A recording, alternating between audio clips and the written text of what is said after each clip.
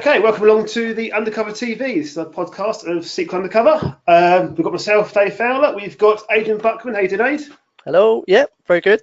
Very good. Keeping good to well? be here again. Yep, very well, thank you. Hey, do you remember a while ago we was chatting about PowerShell, weren't we? You know, Yes. we were saying about how useless we are. We're noobs when it comes to PowerShell. Very It'd be much great, so. wouldn't it, if we had someone that knew a little bit about PowerShell to tell us something about it. A thing or two. A thing or two about a thing or two. Well, it just so happens we happen to have with us today Mr. Minionware himself, one half of the Midnight DBAs, the PowerShell guru is Mr. Sean McCown. How are you doing, Sean? Hello. How are you? All good, all good. I'm showing you my French accent, I am. My kids hate it when I do that. That was great. I'm speaking French. God, it kills them. They're like, shut up. So you've got a little bit of thing on the SMO for us, I understand. Yeah. Cool. Yeah, hopefully we are going to do a 100% beginner's course on SMO because I'm not sure if it's ever been done well. I know it hasn't been done much, and I've seen a session on SMO before on beginning SMO, but even knowing SMO, I couldn't follow it. So yeah, this is what we were saying in our last webcast, wasn't Yeah. it? It's just, it's a nightmare, isn't it? If you start in, especially come from a DBA, there's no PowerShell background anyway. It's a nightmare to get into this thing and really understand what's going on. So, yeah, cool. So I hope I reach my goal. I'm sure you will. We've got all confidence in you. If I learn something, you've reached your goal. Excellent. Right, but just before we get to you, Sean, I've got a couple of bits we just want to put out there. So we've recently released the Inspector, SQL Undercover Inspector 1.3. So, Aid, do you want to give us a quick overview of what's new there? Yep, so I'll just show you these changes. So we put a blog post out, like we always do whenever we release these things. Of course, you can always catch this stuff over on the GitHub page anyway. Every time we do a new release, we've always got a new project going on so that you can track what's going on. But to be fair, it's mainly for us, for our own benefit to track what's going on. But if you're ever interested, you can jump over on the GitHub, jump onto the projects, check out the latest build, and you can see exactly what's going on in there. So if you jump over onto the SQL Undercover blog, we've got 1.3 is now available. You can see where to get it from. We updated our getting started guide, in fact, because there was a few changes with that we made with the installation, and also to be honest, there wasn't really enough detail around how you actually get this thing going and how you can make a few changes to sort of tailor it to make it better for you. So we updated the guide there. I'll just show you that. So that it points out to links over to the installation guide, and then the first thing to do is going to set up a few jobs and all that sort of stuff. It's all in there on how to get started. So if you're not too sure, pop over to here. It's going to give you everything you need to do to get up and running. Certainly around the link server stuff too, and the settings tables and all that sort of stuff. So what's new? The new things are the main biggest part of 1.3 was that we wanted to give people more control over this stuff, because as well as everything coming through all hard coded to sort of yellow warnings and red warnings, we thought, for some people, some of this stuff might not be that important. You might feel like you want to see it, but you don't want it to turn things red, or you don't want it to turn things yellow. So we put some control in there, so you can go in. Certain modules won't allow you to do these things because there's already thresholds for those things, like the drive space, for example, and the growths. But a lot of these modules now, you can control exactly what color you want to see them as when they breach their thresholds. And here's an example. On the blog post, you'll see the screenshots there on the tables that are involved. So these are your default levels now. You've got the inspector default, which is how it gets rolled out. So you're just going to take our defaults. 1, 2, and 3, so you can set each one of these things however you want to see them. So if you're not really interested in failed logins coming up in yellow, or you never saw them before, now you can start seeing them because you just flick a number in here and they're going to come out. And if you're not too sure what that's all about, if it's still not making a lot of sense, jump over to the demo, SQLUndercoverInspector.com, and you can see there's a demo one we put together of a really ugly couple of servers on my box. Um, Can you add your own colors? you can't add your own, unfortunately. There are some things you can change the colours for, like the table headings. So the table headings, you can customize those however you like. So I mean, as standard, you get this kind of really light blue. But if you wanted, say, sequel 1 to be green, you can make that happen. And if you want sequel 2 to be red or something like that, you can make that happen too. But yeah, for the warning. Is it me, or did he just go crazy and fall down? I think we've just lost him again. Have we lost you, Aid? I believe that would be a yes. Geez, he's taking really long this time. Where is he? What's he done? I wonder how long it'll take him before he realizes he's offline. He does this every time. I don't think we haven't done this yet where he hasn't dropped out somewhere along the lines. Let me send him a message. Well, you know, if he drops out while I'm talking, I'm not stopping. No, you carry. You plow straight through. Come and go as he pleases. Oh, he just said, "Wow, the PC just powered off." That wow. would do it. that would do it.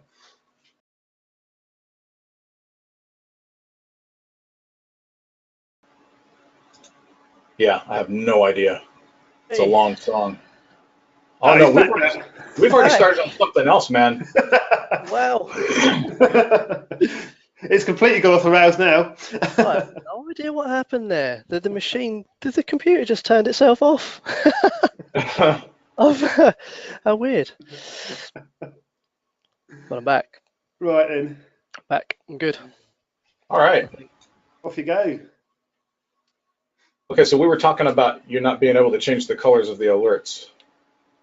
Yeah. So in terms of the warnings, so we've got the red warnings, which are sort of high severity stuff. The yellow, which is more of a sort of advisory condition, and then the white is purely informational. So at the moment they're fixed, so you can't change those colors. But that's a really good idea. I think that's a really good idea. Yeah, just allow them to put in the hex number or something, and yeah, for the RGB, and then you just read that. Yeah. Yeah, because we're doing that with the table head colors. We're doing that with the hex color. So that'd be really easy to add in. Yeah, I quite like that. I like that idea. That's cool. Great. Yeah, thank you very much. Yeah. You could put an alerting level table, couldn't we? So you could have a table, a config table, just of different alerting levels. Yeah. Color, the hex code of the color. That's a really cool idea. Well, you've already got that table, right? I mean, you've got them defined. Yeah. In fact, I have. So it'd only be a case of popping a new column in there with a hex color, and if it's null, pick up the standard. Otherwise, pick up the custom, I guess. Yeah, sure. So, yeah. Or you could just keep the column there now, and instead of red, you could just make it the hex color. Yeah. And it'll always have something in there, and then they just override it if they want a different color. Or you could have two colors, right? You could have for the gradient, right? Because they may not want red to black. They may want red to gray, red to white, whatever, right? They may want to brand it for their company. Yeah. So, he's good, isn't he? He's good. I like it. Yeah, I like this. I like it. Two columns for the gradient colors, and you say gradient left and gradient right. There you go. Definitely. I'm going to look into that. He's going to get off the call, and he's going to be like, that guy's an idiot. I think it's cool. I can't believe we had to talk to him. Giving me more work. So yeah, I was just running through the blog post just to say so all the things are in there. So I think that the main thing that changed, I'm not presenting. Let's present. Can you make me present? Are you not presenting? Let me just change it. I can see your screen. Well, see you. Oh, we're back on then. So if you can see my screen, we're good. And now we can. And now we can. Cool. I don't know. There's nothing like professional production, is there, eh? So yeah, this was a massive change. This was huge. I mean, the coding behind this, there was a lot involved in this massive change. It doesn't seem like much for end users. That, oh yeah, it's just this little table, you can tweak stuff, but it took quite a while to actually put that in place. Yeah, trust me, I know. Yeah, so that was huge. What you guys coded in? It's all SQL. Yeah, it's all SQL. Yeah, so that was kind of the whole point in this thing actually. Was that we wanted everything to be all in T-SQL. So even though we've got this PowerShell collection now that you can use, it's not fully released. It's kind of just a pre-release at the moment. Sure. It doesn't really do anything. All it does is just goes out and calls T-SQL. So everything is all stored in T-SQL. You've got all your settings in there, all your config, all your threshold stuff. It's all in there, and all PowerShell is all really doing is just doing the link server bit. So yeah, it's all that's where it's at. When I teach PowerShell, I call that the carrier method, because the PowerShell is just there to be a carrier for your T-SQL. Exactly. Yeah. There's nothing wrong with that. Just picking that stuff up, lifting it, moving it, inserting it, and yeah. I mean, I think there's certain parts of it that does a little bit of analysis. Things like the config, it will check for like minimum version and things like that, just so it's a bit. So because it has to know about that, so it needs to back out of the script for certain reasons and warn you or whatever. But ultimately, yeah, all the analyzing of your data and all the collecting of your data is all T-SQL. Yeah. I think where PowerShell is quite cool with this, isn't it? Because it's going out to multiple servers and bringing all that data into one place. And that's where PowerShell really wins, doesn't it? So good for that. Yeah, right. So what else did we add? We added this in. This was a quite cool change actually. Yeah, for some reason I just decided that it'd be a really cool idea to pick up when you upgrade your instance. So if you go from, I don't know, SP3 to SP4, or you upgrade to a new CU, it'd be pretty cool to see that and see, because you might not know, someone else in your team might have done it. You know, or maybe they were on a night shift and you're picking up the day shift. You have no idea they did that for whatever reason, or you've been on a holiday or something. And you come in the morning and go, oh wow, someone upgraded SQL last night, and it just pops up. But not only does it pop up, if you don't see it there and then, it is storing that in an instance version history table too, so you can always refer back to that at a later date to see, you know, maybe I don't know, you got some increased CPU or something, or for some reason the server started behaving oddly on a particular day and it's been weird ever since. At least it gives you somewhere to go back to. You can go to this table and say, well, hang on a minute, that one thing that did change was we upgraded CU on the 19th, you know, and since the 19th it's been doing this thing. So as far as I know, SQL doesn't store this information as standard out of the box. So that's why we thought it'd be a cool idea to add this thing in there. And it'll also, now what we've done, actually 1.4, which is still in progress at the moment, is going to give you some translation for this number too. So if there's translation available for 3006, for example, it's going to tell you whether that's SP4 or CU4. It's going to tell you that there too, because the numbers are cool, but it's quite nice to see it in sort of humanly translatable form too. So 1.4 is going to have that. But 1.3, this is already in there. So that's a cool little feature.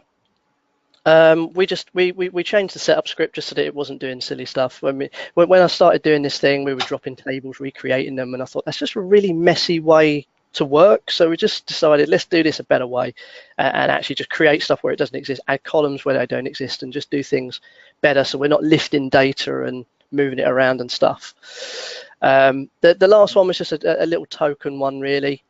Sometimes we come across this where we've got old log shipping config kicking around in the background, and it's just messy for databases that are either been brought online since they've been log shipped, or they no longer exist, or in a restoring state that are not being log shipped to.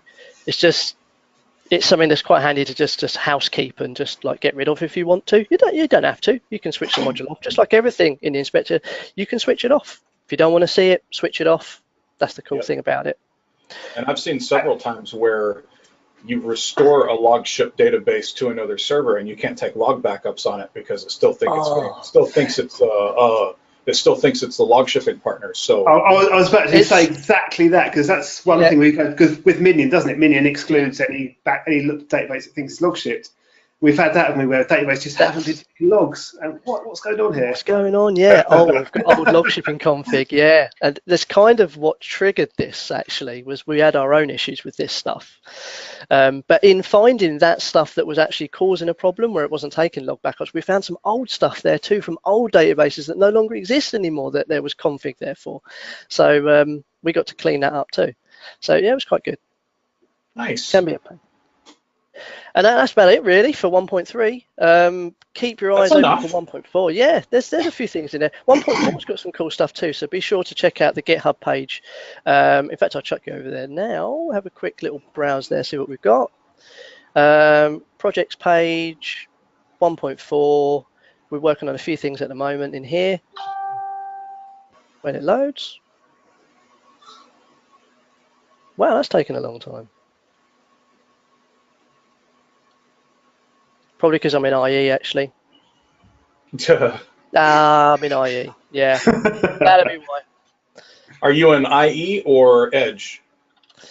IE, yeah. Because Microsoft says don't use IE. It's there only for backward compatibility. Do not use it ever. Yeah, well, Git doesn't like it either. GitHub is like, no, you've got it. IE, just don't use it. So yeah, nobody likes it anymore. No one likes it. I don't even know why I did it. It was just there in the toolbar. So here's Chrome. Here we go. So I've been working on a load of stuff at the minute. The current one that's in progress is the catalog stuff. So what we're doing is Dave has been doing a fantastic job of making this catalog that's getting all this information. Now, one thing he did do recently was put the Power BI dashboard together, which was great because it gives you a decent way of visualizing that data that you've been collecting. But one thing we've been discussing is bringing those things in to the daily report as well, so that you can see in the morning, along with all the inspector stuff, you can see what your catalog has been doing as well. So things like, I don't know, someone created a database yesterday. Here's the name of the thing. Someone dropped a database yesterday.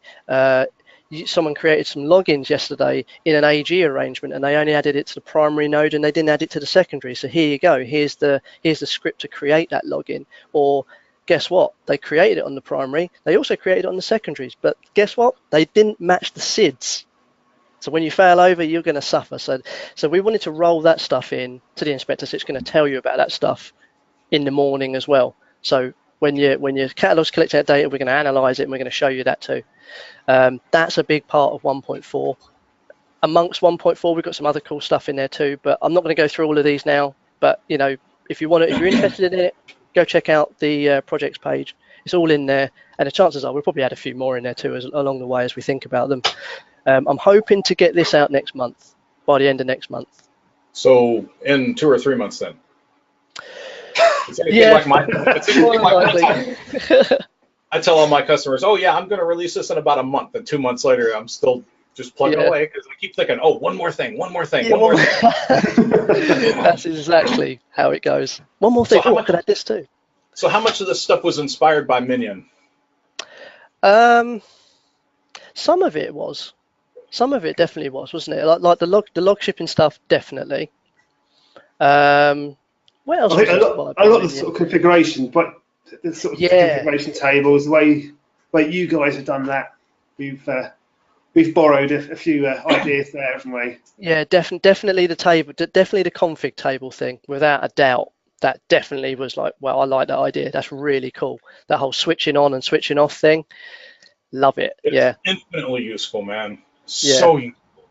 You know, one thing I've found, and I'm not going to spend hardly any time on this at all, but since I released Minion Enterprise and the maintenance stuff as well, I've noticed other companies who have been in business for 20 years have started copying my features. That must be a pretty cool feeling, though, you know? Yeah, but I'm not going to get any industry credit for it.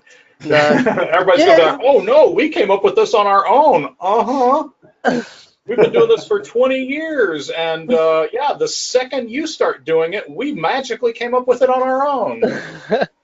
One thing I would like to borrow is the scheduling table setup. Oh, dude, I think that's so cool. You've got the one job that's polling, and everything is in that table. So it's like, oh, is it 9 a.m. yet? Yes, 9 a.m. Great, run this one.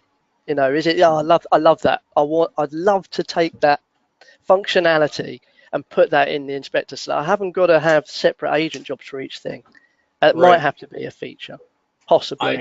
Yeah. That's a lot of work. I love that table so much. Yeah. And because it can do more than just that, right? You can pass it in a weekday or a weekend or a specific day, and then you can pass it in like first of month, end of month, first of year, last of year. So if you want to take like end of year backups or something, it's just right there. Yeah, I love it. I love that. And it was so buggy for a while too, but we finally got it worked out really nice. I'm not surprised, because looking at the code behind that, I was like, whoa, you've got to do a lot of handling in there. But it's hard to get right. Yeah, but what a great job. Now, if you guys remind me afterwards, after this SMO thing, I'll tell you what's coming in Reindex 2.0 and Backup 2.0. They won't be coming out at the same time. I'm writing Reindex 2.0 right now, but Reindex 2 is going to be off the hook amazing. I mean, I'm not kidding. Even for these products, it's going to be amazing. So if you want to hear, if you want some sneak preview of that, then remind me afterwards, and I'll be happy to talk your ear off about it. Sweet. Sounds good. Sounds good. Definitely. Okay, so as well as Inspector, we've also released the Undercover catalog. That's still a pre-release. It's 0.2. So that brought a bunch of new modules as well. So we're collecting more metrics than we did before. We've also got a Power BI dashboard in that now, which we're a bit excited about. I'm not going to go into loads of detail on what we've changed and what we've done on the Power BI dashboard, because I'll probably do that as a separate video at some other point. But just to make you aware that's out. And if anyone happens to be heading up to SQL Bits up in Manchester next weekend, then set your alarm nice and early on Saturday morning, because I'm doing a session on building your own virtual SQL test domain. And that's on the Saturday morning starting at 8:15. They're starting early this year. So make sure you've got your alarm set. And I think that's all for me. Age, you got much more? Nope, that was it for me. Nope. Okay, so we're going to sit back and pass over to you, Sean. You know, before we get into the PowerShell, you're doing the test domain on Midnight DBA. I've got a full session on clustering from the ground up, where I show you how to build the VMs, build the domain, build the cluster, and bring SQL up to it, management and everything. And it's 100% free. It's like a 9-session course or something like that. So, you know, I'm just gonna plug my free stuff. You do it. I'll stick a link to that under the on the video as well at the time. So that, it sounds good. I'll have to look at that. Oh, same here. Yeah, I didn't know about that. It was. I'm not going to get into what it was for. Yeah, I'm not going to get into what it was for. It's a sore subject. Alrighty, and I'm going to hit record on my side too, just in case something happens. And it never hurts to have 2 versions of something, you know. Oh, don't worry though. I'm not catching the camera though, just my screen. So, all right. So, SMO. Now, I am a big believer that somebody that your first introduction to something is more important than anything else. So I try to put together sessions that don't assume any knowledge, right? So in this session, I'm not necessarily going to be teaching PowerShell as much as I'm teaching SMO. So there will be some PowerShell stuff, because I want to start, because if somebody just has done a little bit of PowerShell and they know the syntax, then they'll be just fine with SMO for the most part. But I wanted to really explain the concepts, because I still remember how hard it was for me to get my mind around some of these things. So, and I think that's really important, is you get guys that have been doing this 15, 20 years, and they forget what it's like to be a beginner. So, and BI is the worst about that, right? You say, well, what's a KPI? And they go, well, it's a key performance indicator. You're like, okay, what's that? And they're like, well, it's an indicator that tells you the key performance. I'm like, really, man? You just rearranged the tautology on me? So, so I don't believe in that kind of stuff. So if you guys have any questions, keep them to yourselves. I don't care. No, I'm kidding. go ahead and shout them out if you have any questions. So, because who knows, somebody at home may have the same question, and I either know the answer or I don't. I'm not afraid to say I have no idea, dude. It's just in the code. Do it. So, all right. So with that in mind, let's go ahead and get on with it. So y'all can see my screen all right, right? You see the PowerShell? It looks good. Excellent. I couldn't hear Adrian when he just said that. Oh, so. yeah. Oh, there you are. Yep, so good. And I have no idea if y'all's voices are coming through on my recording. So we're going to find out. Alrighty. So SMO, Server Management Objects, and they've been around for many years now, and their predecessor was DMO, right? I think that was Dynamic Management Objects, but don't quote me on that. And it was sketchy at best. And SMO comes along as you know, like DMO 2.0, and it's much more well thought out. Now, still isn't super well thought out, but it's much more well thought out, right? And I think it was really, really buggy when PowerShell came out. And these bugs had managed to stay around for a long time, I think, because in order to use it before, you had to do VB script. And VB script is just murder to try to work with. Have either of you guys done anything significant in VB script? It's been a few years. It's been a long time. Yeah. So when I teach beginning PowerShell, I usually show like a PowerShell command to like write something to a file. And then I show the VB script, which is like 3/4 of a page. And, you know, so I'll be honest, I didn't bother with SMO before PowerShell because I couldn't get my mind around the VB script, right? I'm an admin, I'm not a dev, right? Okay, well now I am. But, and even now I still look at VB script and go, nope, nope, nope, nope, nope, right? So it's my firm belief that a lot of SMO was allowed to be buggy because only the elite guys were using it. But now PowerShell comes along and makes it so much easier, and now everybody's using it, right? And I think that exposed a lot of the bugs. So they've been forced to up their game a little bit, but somehow not their documentation. Okay, so with that in mind, SMO, Server Management Objects.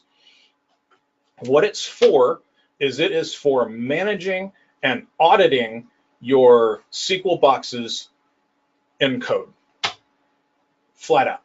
Now, by auditing, that's anything you want to query, right? Not auditing in the sense of, hey, there's an auditor here and he wants to find out how many sysadmins are on the box, but just anything you query in your environment is an audit, right?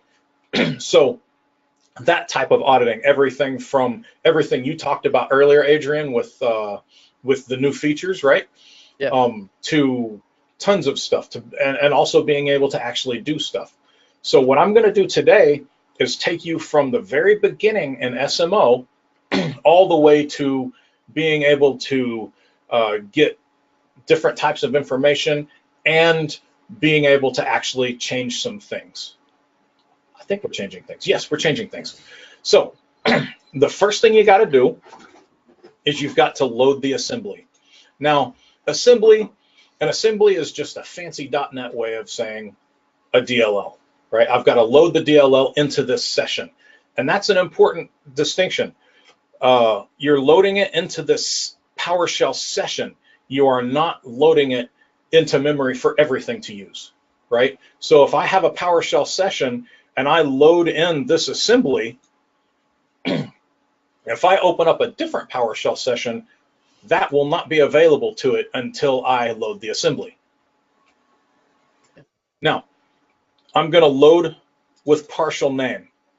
And all you do is say, you know, reflection.assembly, load with partial name, give it the name, Microsoft SQL Server SMO. And I'm saying out null here. It usually just outputs the location of the DLL, right? And says loaded yes. Well, we don't need that. We know it's there. So load with partial name is a bit of a religious debate in the PowerShell community, because the PowerShell team themselves and all the PowerShell experts say don't load with partial name anymore. They want you to load with the full name down here, doing just a load. But we don't, when that's really for version conflicts, right? You have different versions of an assembly in the GAC, and you want to load a specific one because it's got specific functionality. But in SQL, we really don't have that problem that often, right? I mean, we've usually only got one version of SQL on our box. So we've only got one version of SMO on there. And even if we have two versions, we usually want the later one anyway, which is the one that's going to come up by default, right? So it's not a big deal to us, but here's why it's a big deal for us to use load with partial name instead of load, because here is the full load syntax with the public key token and all that. And what you have to do is you have to go there, you have to go to the folder location, and you have to right click on the DLL and go into details and pull all this information out of there and put, it's ridiculous, only to like move it to another box and have it be on a different version. So now your script doesn't even work. It's not worth it, right? So definitely load the assembly with partial name, and I think you'll be happier. If you run into conflicts, I put this here, but since PowerShell has come out, like in, what was it, 05? That's 2005, not SQL 05.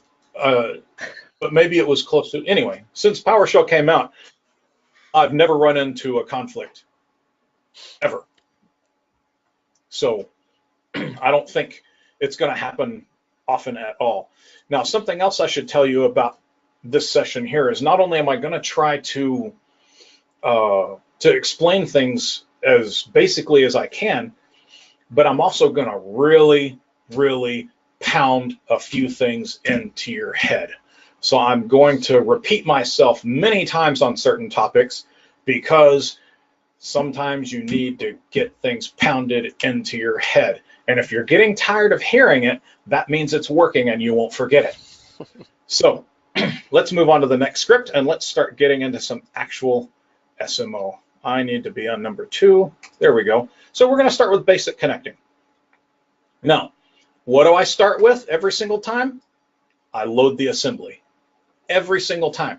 You can't use the assembly if it's not loaded into memory.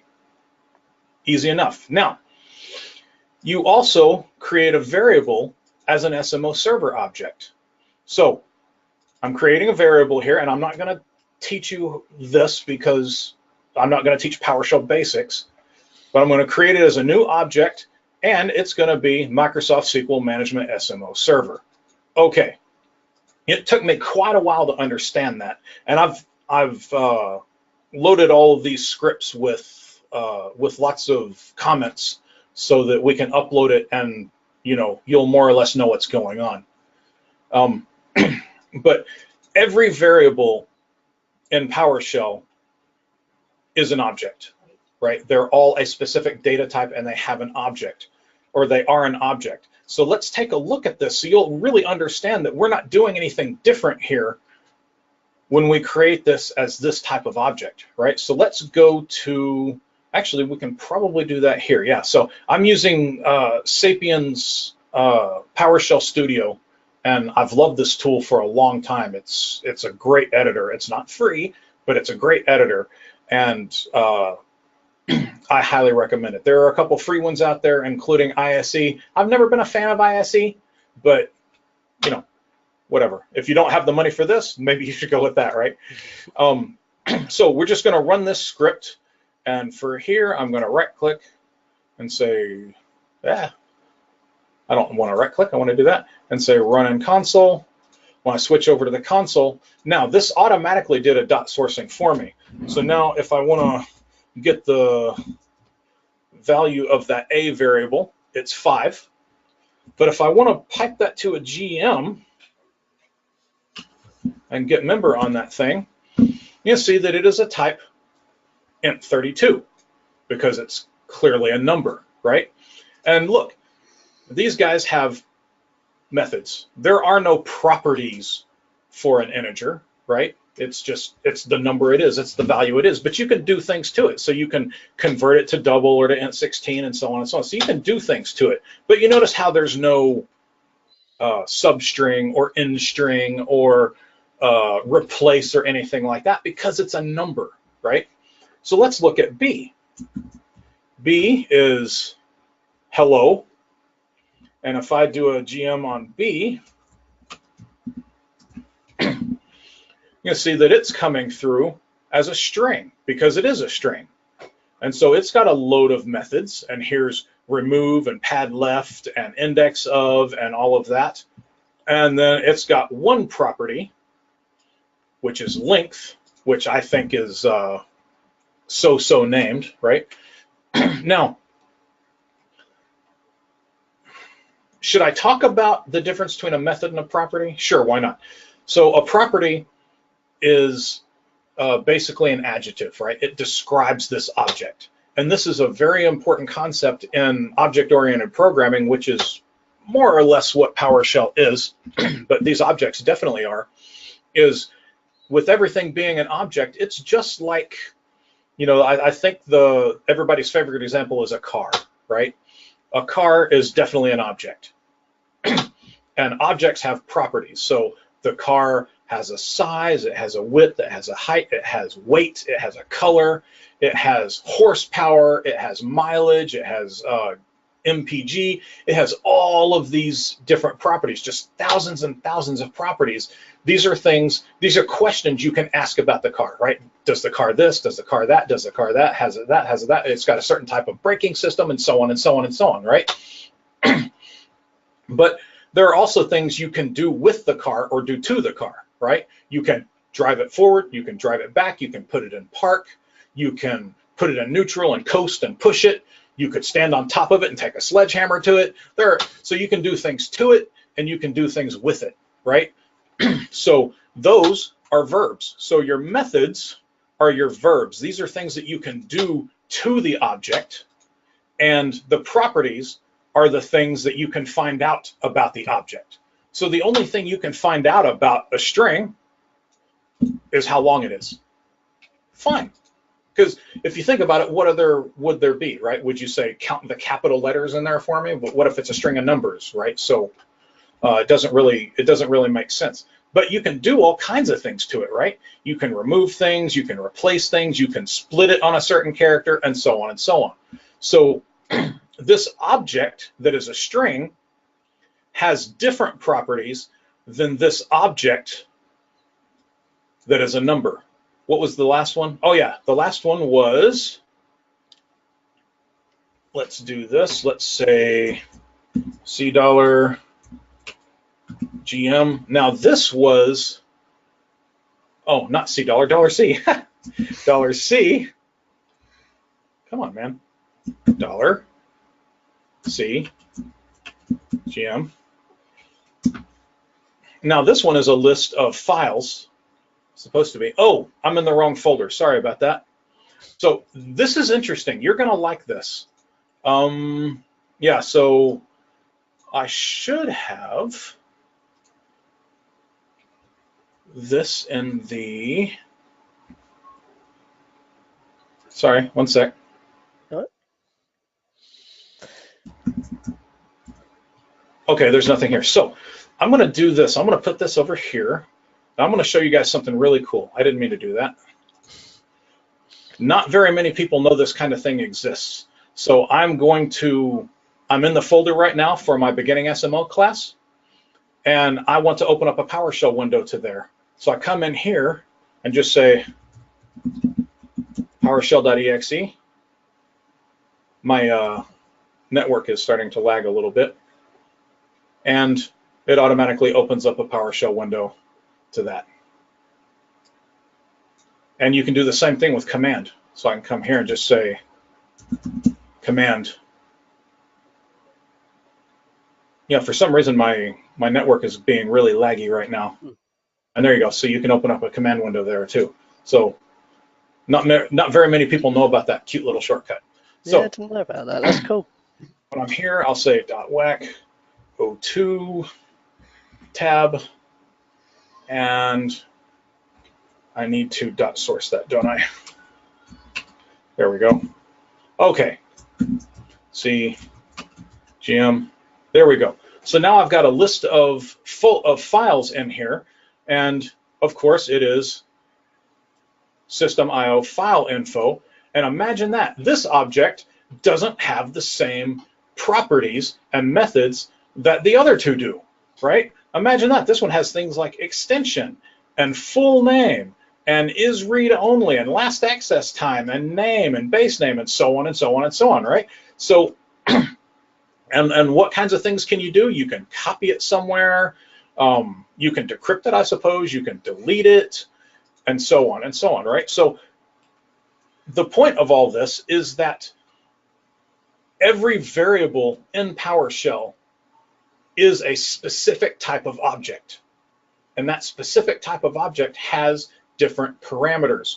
I mean, has different properties and methods, right? So with that in mind, you can see now that we're creating this guy right here with different properties and methods by giving it an object type, by creating a new object type of SMO server. So let's go ahead and take a look at what we get there. We should be able to just say SRV. I think that's right. And it's going to take this a minute because it's spinning up a lot of stuff right now, right? So give it a few seconds and it'll pop up here. There we go. So look at what this came up with.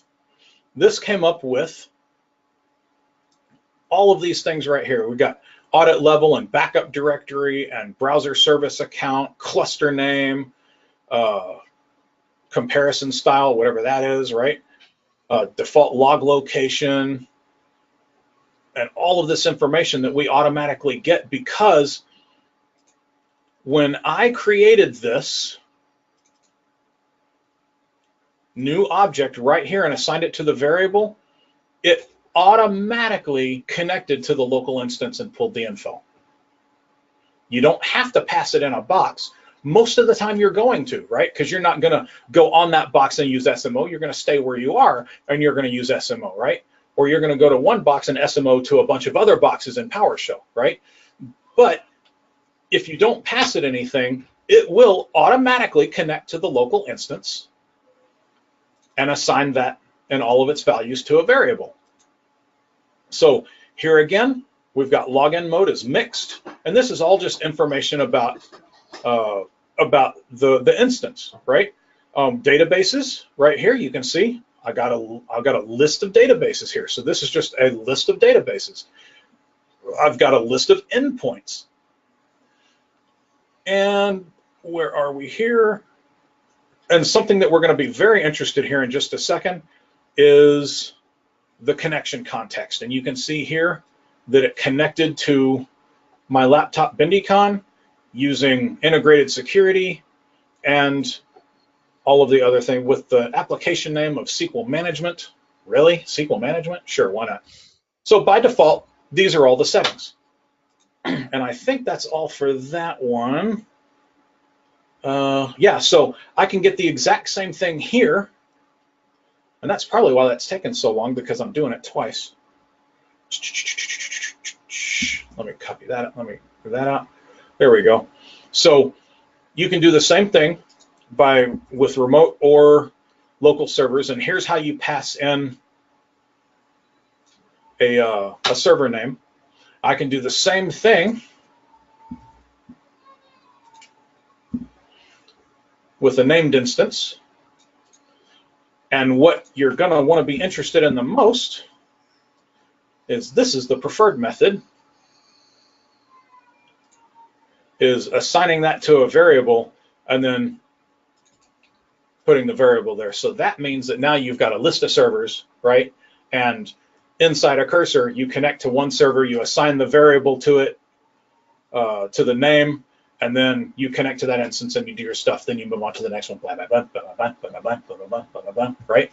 So, and that's really where the power of SMO shines, because, you know, you could say, okay, some of this seems like it's a huge pain, because why would I want to do that when I can go into Management Studio and do this, right?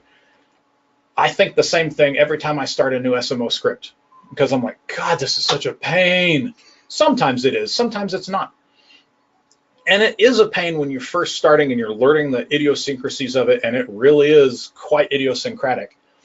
But once you get that written and you're doing this against 100 boxes where you ordinarily would have had to do it by hand, then you go, and only then you go, oh, I need to get started on my next one, right?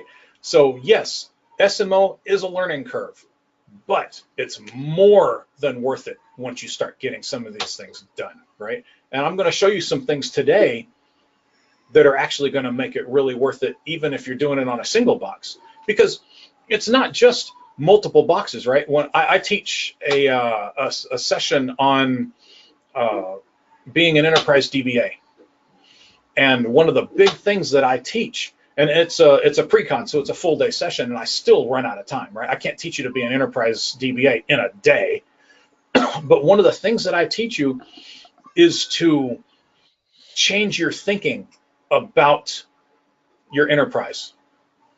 So I don't want you to be a DBA in an enterprise with 100 servers, with 1,000 servers, right? You'll never get anything done. I want you to be okay, instead of, let me do it like this.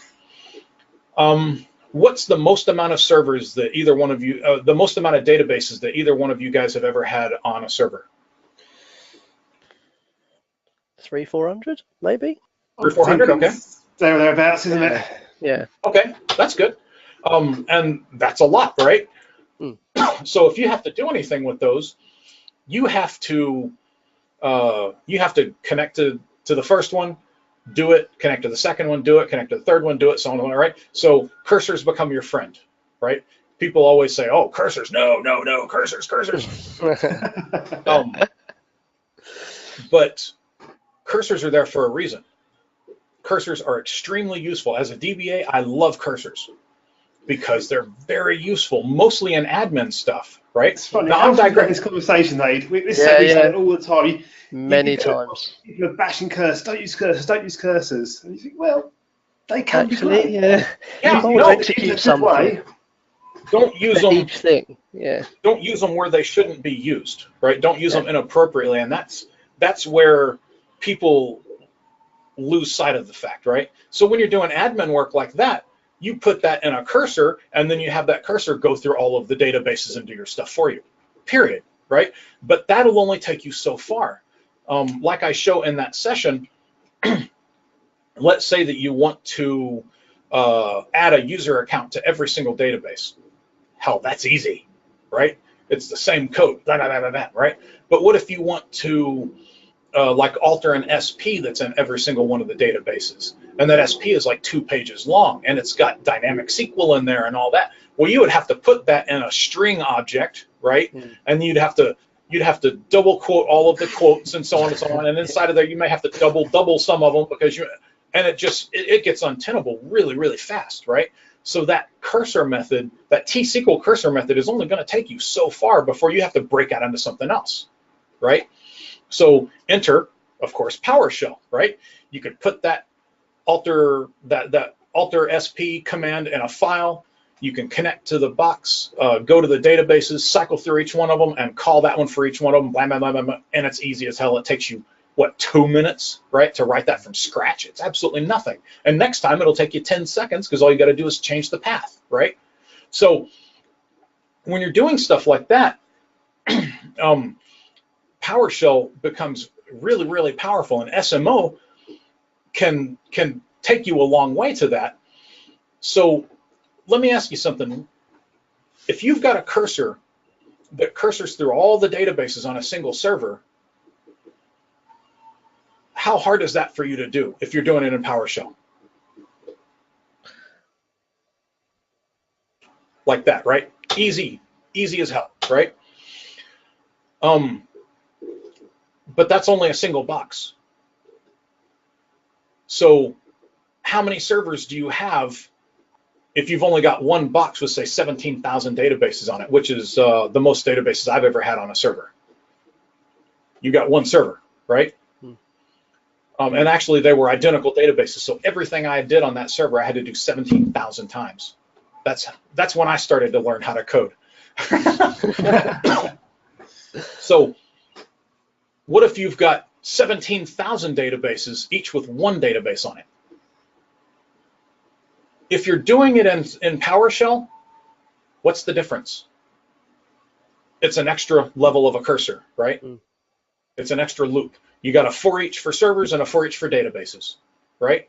Well, what do you call a loop with only one item in it? A loop. Pointless. No, you call it a loop, right? So you always code for multiple servers. You always code for multiple databases. And if you only have to do something to one, well, it's a loop with one item in it.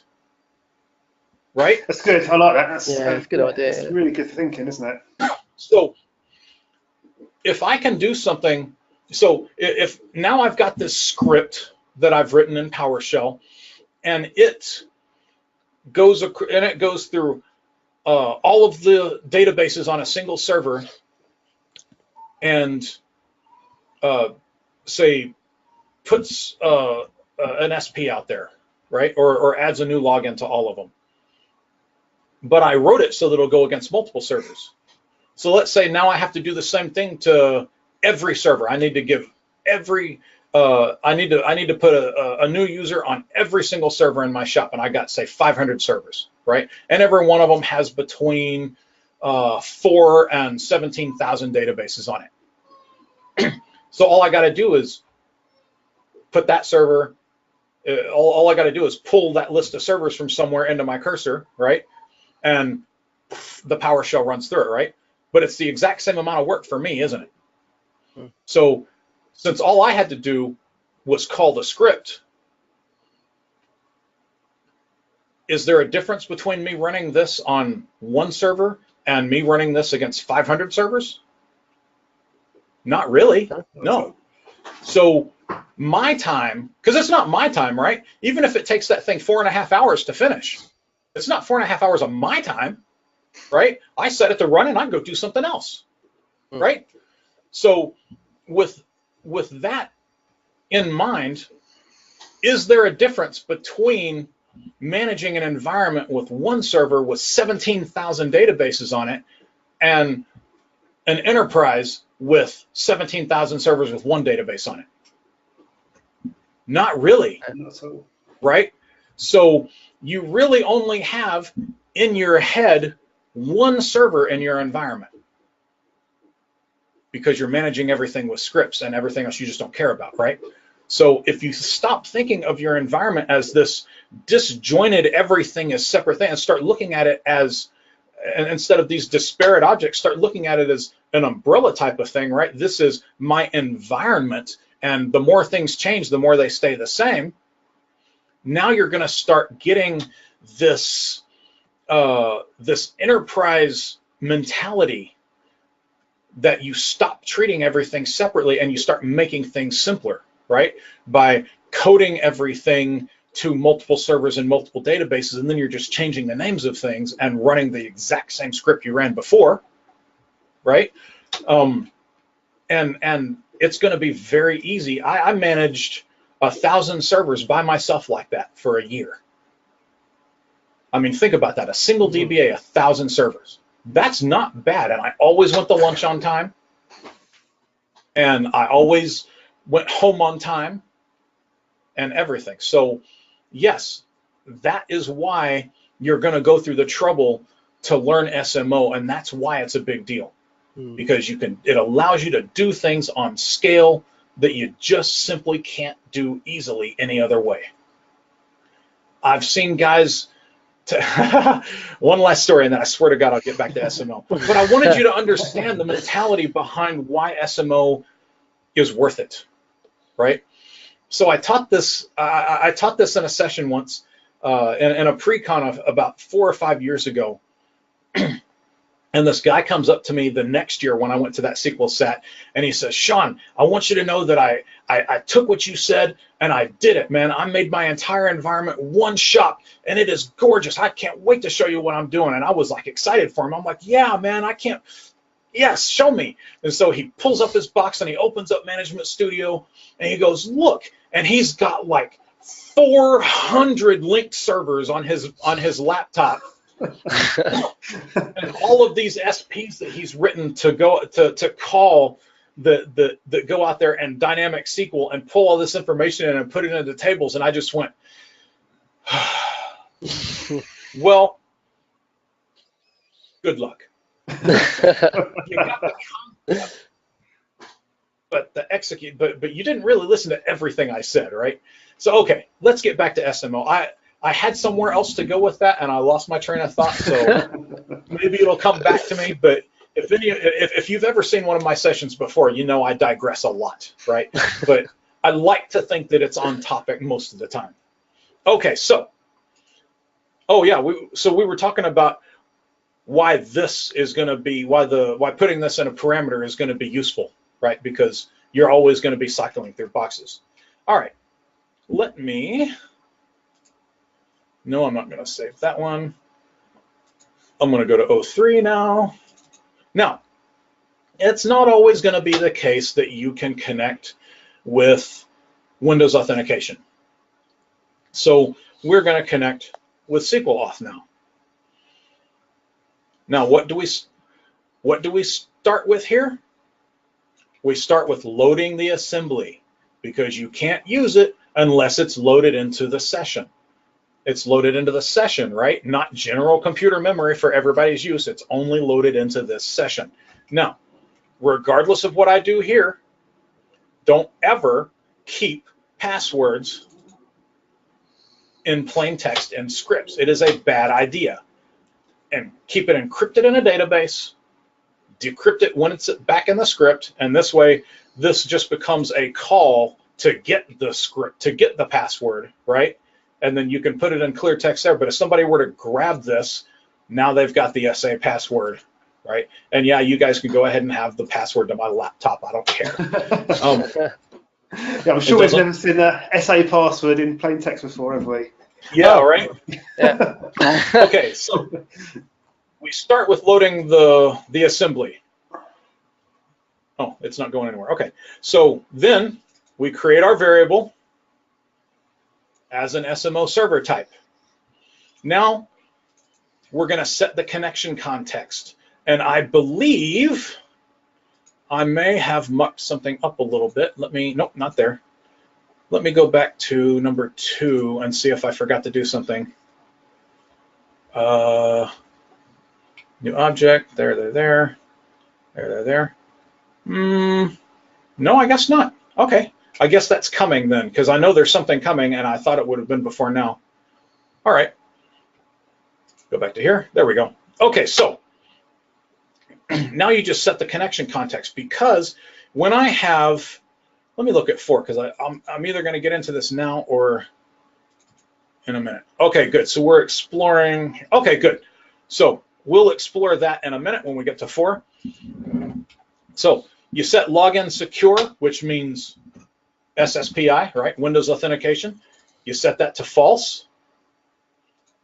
You set the login to SA, the password to your password. And you know what? I'm going to go ahead and change the application name to SMO from PowerShell. Why not? That's the application name is what's going to show up in the application name in like sys processes and sysexec requests, right? So I like to change that so that if anything I write ever hangs or causes performance problems, it's really easy for me to see what it is, right? Yeah, that's a really handy thing, that, isn't it? I mean, we live all the time. We troubleshooting things. You go in there, you look at processes. It comes from .NET Provider. Yeah, it's useless, isn't it? It's useless. Exactly. That's really cool. When I write SIS packages, I do that as well, because in the connection, you can change the application name if you go into advanced properties. And I always put like the server name, the table name, what it's doing, maybe even the name of the workflow right? So I put the information in, the name of the package, the name of the workflow and stuff. So I always put that stuff in there so that if it hangs or causes problems or blocks something or is involved in a deadlock, I can see exactly what it was that was causing that problem. So I always put that stuff in my SIS package connections as well. Okay, so it's very simple here. We've just changed the connection info, and I believe we're going to talk about that in more detail right now. So exploring the object model, there is a lovely screenshot of the object model. I always think it's interactive when I go there and I click on it and it's just an image. So now the object model is very easy to visualize in your head, right? Just think of Management Studio. You start with the instance, and then you've got databases, security, job server, so on and so on and so on, right? And then under there, you've got the list of databases. Under the databases, you've got tables, programmability, views, SPs, functions, so on and so on, right? Well, that's the object model. That's the layered object model, right? The hierarchy of the objects. And the hierarchy of the objects, if you know SQL at all, makes a lot of sense. Well, that's what this is, right? This is just the hierarchy of objects. In fact, let's go there real quick just to show you what I'm talking about. This is probably going to bring up every other thing I ever had open. Yep, so I'm going to open this like that instead. And I'm using Edge. I'm sure Microsoft will forgive me. So here's the SMO object model. And again, we've got the server, we've got backup devices, databases, and underneath databases, we have a whole list of things as well, right?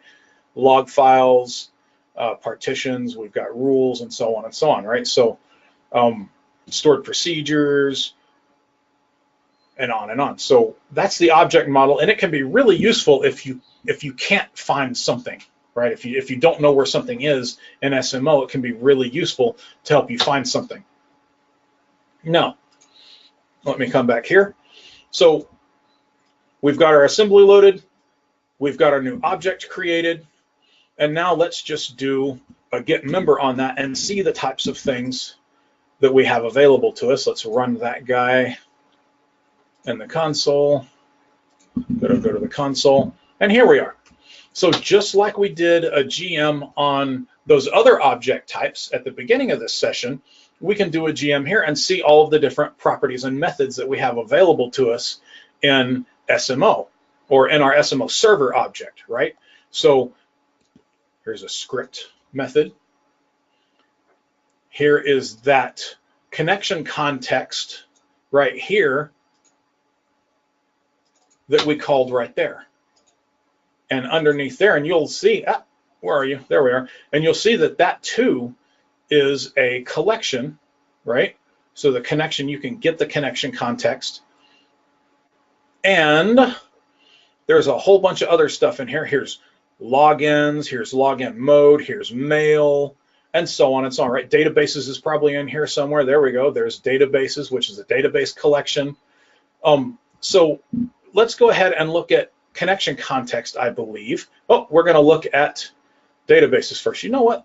Forget that. I want to look at connection context. So I am going to do that instead. So let's look at connection context. I'm going to say srv dot connection context.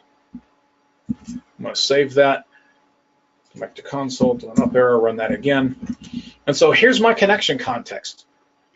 There's my my GM that I did. So I've got connection type. I can set batch separator. Where is my, there's my true name, right? There's my true login. And here's my connection string again that all this gets built from. And where is that one that we had a second ago? See, login and password right there. Secure login is true. And for the server instance, remember, I didn't specify a server instance, so it connected to dot, which is, of course, localhost, right? So it uses the, mine just went blank. What am I trying to say? Local machine. Yeah, but it's good. Anyway, my mind just went blank. I'll think of it. So we've got all this connection info right here. And that is, again, right here in connection context. Right there. Cool. All right. That is connection context, isn't it? Yeah. So with all of that, let's go ahead and comment these guys out again. And let's look at databases. So to look at databases, you do the same thing as you do with connection context. You say, I want to see server databases, and I want to do a get member on it. And we're just doing SMO gymnastics right now, right? So same thing. My thing's moving really slow again. I've got all these properties. Look how many properties databases have. Lots of methods too. And it, of course, now is an SMO database object. And you can alter the database, and you can see check tables, and you can do deny and drop and discover, and all the properties. Tons of stuff in here. I'm sure database name is in here somewhere, right? It's just name in this case. There we go. Name and stored procedures, which is a collection. You've got recovery model, which is a get right there, as it turns out. Oh, no. There it is. It's a get and a set. We're going to talk about that in a couple minutes. And you got the size and space available. And so tables, you've got all of this information about databases that you don't have for servers, right? Because it's a different type of object. I know. Did I say I was going to pound some things into the ground? All right, let's move on. And let's put some of that into a little bit more useful format, right? Let's query the databases, and let's pull up their name, their size, their data space usage, index space, available space, and put it into a format table. Just to have a little something to look at that's useful. It's going to take it a minute. There we go. So I got a few databases here, and I've got the exact info I was looking for. I'm going to complain about this in a minute, so I'm not going to complain about it now. But this is not that easy to do in T-SQL.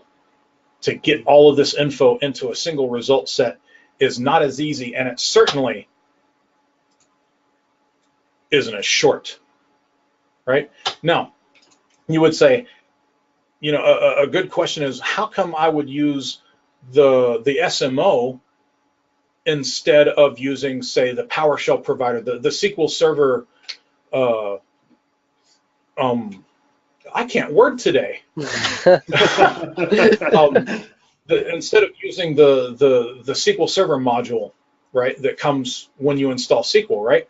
Well, you actually are, because that just calls SMO on the back end. So you've got all of the same properties and all of the same methods that you do when you call SMO yourself. So you actually are using SMO when you use the provider. You're just, you know, those commandlets are just like SPs that sit on top of SMO, right? And they do all the heavy lifting for you. And even here, right? So this is one thing I meant to talk about earlier, is what is SMO exactly, right? What does it do? How does it get its information in a way that I'm not getting it, right? No way. Absolutely nothing. There is no difference. SMO translates to T-SQL on the back end. And as a matter of fact, you can even trace it. So you can run something like this, and then you can run a profiler or an X event if you want, right? And trace it and see the queries that it's running. So it really just translates into queries on the back end. So there's no backdoor magic or anything, right? It's just running queries. So if you would rather do this, if you would rather do this once and then grab the T-SQL for it and do it in T-SQL from now on, go for it. But you're going to find SMO is very chatty, right? And by chatty, I mean to pull up like some information on databases will take something like 70 queries back and forth per database to get all of the information to put it into a single result set. So SMO can be very chatty. So getting all of that from a trace and putting it into something coherent can be difficult, but it's possible. I've done it many times. Okay. And now let's show you how to do that for a single database, because we did all the databases here, but for a single database, it's actually relatively easy. After databases, you just do square brackets and put the name of the database you're interested in. It's that simple. So let's look at that one. Ah, wow, that's much faster than the other one, isn't it? So now I've got information on a single database. Let me go ahead and get rid of this one because it's confusing me every time I have to decide which one to go to. There we are. So let's comment this one out. And you know, I can do the exact same thing here with a variable. Now I'm showing you this with a variable. Why? Because this is how you may be cycling through databases doing specific things, right? And so here I'm showing you just how to set that to a variable and then do that. Didn't I? I could have sworn I just did that. Oh well. So you can do that with a variable as well, and it works just fine. There we go. Now, what if I want to get a list of specific databases? Well, that's not as straightforward. I mean, it is, but it's not as performant. If I want to do a single table, I mean a single database here, I very easily just pass in that database. But if I want to get a list of databases, like using regex and say everything that starts with the word men, right, then I can't really put that in square brackets. That doesn't translate into it doesn't accept regex, right, or a list of things. So what I have to do is I have to pull back all of the databases, and then I have to filter them by that, and then do my select, right? Now I'm doing a select here instead of a format table because I'm showing you how to put it out to a grid view, which is fun, especially when you want to sort it different ways and you don't feel like coding the whole thing. So let's go ahead and run this one. And actually, I do have to run this one in the shell. Oh, look, I've been running it, and I've got the grid right there. So here you go. I've got that one open, and you can sort that. Now, this is what I wanted to complain about it a couple minutes ago that I didn't get a chance to complain about, was that these metrics, these numbers are in different metrics, right? This is in megs. These are in K. Really? Really? And there's nothing in SMO, if you go through the documentation, that tells you that. It just says, you know, index space usage. SMO is very poorly documented, especially some of the things you really want to know about. You do a GM on your server object, you look at it and you go, oh, I wonder what that is. And you go over there, you go to the page and it has the name of the object and it shows you how to call it, which you already know how to call it because you know it's a property. And that's it. It doesn't say anything else about it. Or maybe it's tautological, right? It'll say for like a discovery object, right? It'll say discovers. And you're like, really? Really? It discovers? Thanks for that. That's a world of information. So anyway, it's not, they're not very forthcoming with the info sometimes. And there are some things I've been looking up for years and I still have no idea what they do. Okay, let me clear out some of these windows. There we go. Perfect. Now, yeah, see, here I am complaining about the sizes. Now, you can do a combination of, you can combine things if you want to, right? Let's get a list of all the tables in a specific database. I'm going to pick the Minion database, and I'm going to, and it's the same thing as anything else in like the four dot naming in SQL, right? Server dot instance dot database dot schema dot table, so on and so on and so on, right? So it's the same thing here. I've got my server object. I want to get the list of databases. I want to limit it to the Minion. Inside that Minion database, I want to get a list of the tables. And inside of there, I want to get the name of each table. And I'm just going to print the name of all the tables to the screen. I already saved that, so I should be able to just say up arrow, go, and there's a list of all the tables in the Minion database. Not too bad. I can do the same thing, showing again the exact same thing with indexes. So now I just go tables.indexes.name, and I can pull up a list of all the indexes. That was actually pretty fast. Of course, I'm also staying local too, but okay. Now let's get all the indexes for a single table, since that's probably a little bit more reasonable. Because let's be honest, this doesn't tell me jack, does it? You're going to pull back thousands of indexes, and it's going to. So let me do that. Now I'm pulling back Minion. Now look, the same thing holds true, right? I'm limiting the databases to Minion. Now I'm limiting the tables to table properties .indexes .script. So now I want to script the tables, or the indexes for that table. So when I come here, did I save that? Yep. So when I come here and hit up, I get an error. It says it can't call a method on a null valued expression. Well, can I just go ahead and say poo on you? So the problem is that it defaults to the DBO schema, and this is in the collector schema. So what I have to do is I have to call this and pass it in the schema. Now I hate this. I hate this, hate it, hate it, hate it, because this was supposed to be written for DBAs, but you can easily tell that it's written for C# and VB guys because the schema comes second, right? And that's not how DBAs work, right? We do schema.tablename.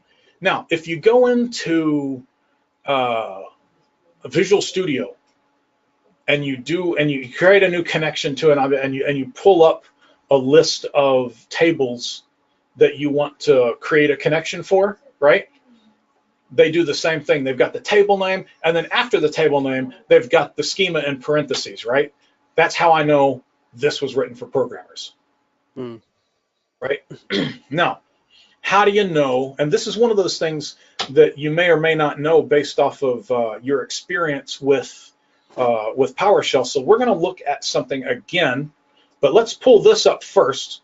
So again, I can limit the table, and I just give it a comma, the schema name, and I'm still back to indexes and script. Let me make sure and save that. So now when I come up here, there, I've got the script for all of the indexes for this one specific table, right? Create non-clustered index, so on and so on. Okay, now I promised that we were going to do something, and I'm going to pull a get member on my server object again because this matters. We've got, I've already forgotten what I was doing. Let me go back to my script. Yeah, okay. So when I come here to, if I can find it, oh, I got to go to databases. That's the problem. That's why I can't find it. Where are you? Come here. Databases. I hope this is it. Here we are. Let's see.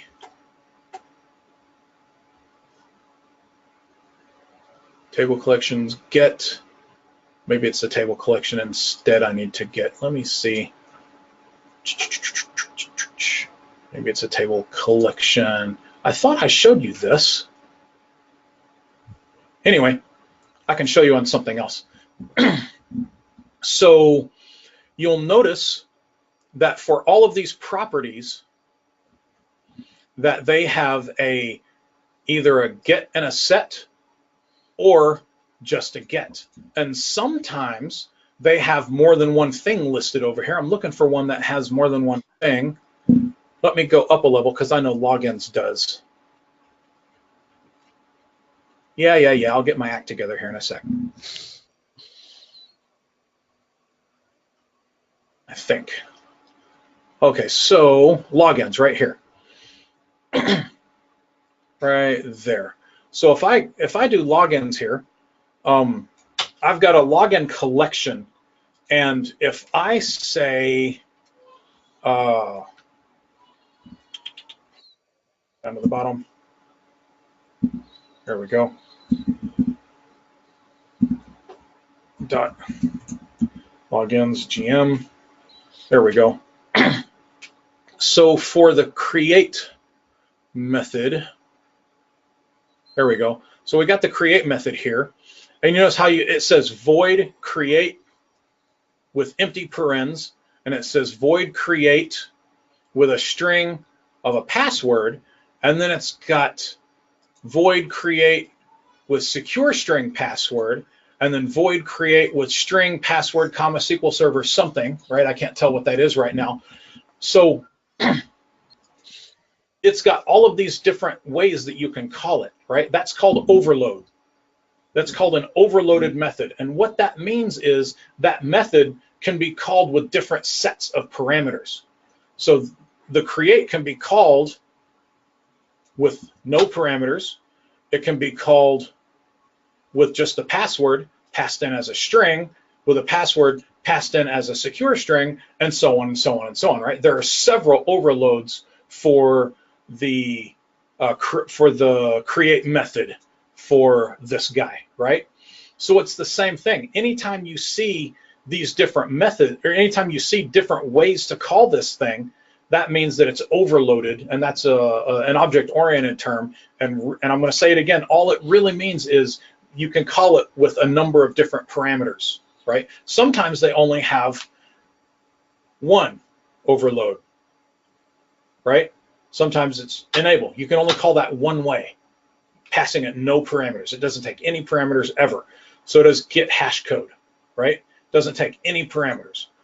But something like, let's find something else here, grant, it needs a SQL Server SMO object permission set, and then the name of a permission, a string argument of grantee names, and so on, right? So, and then of course, here's another overload, and you'd need to pipe that to a format list to get all the overloads, right?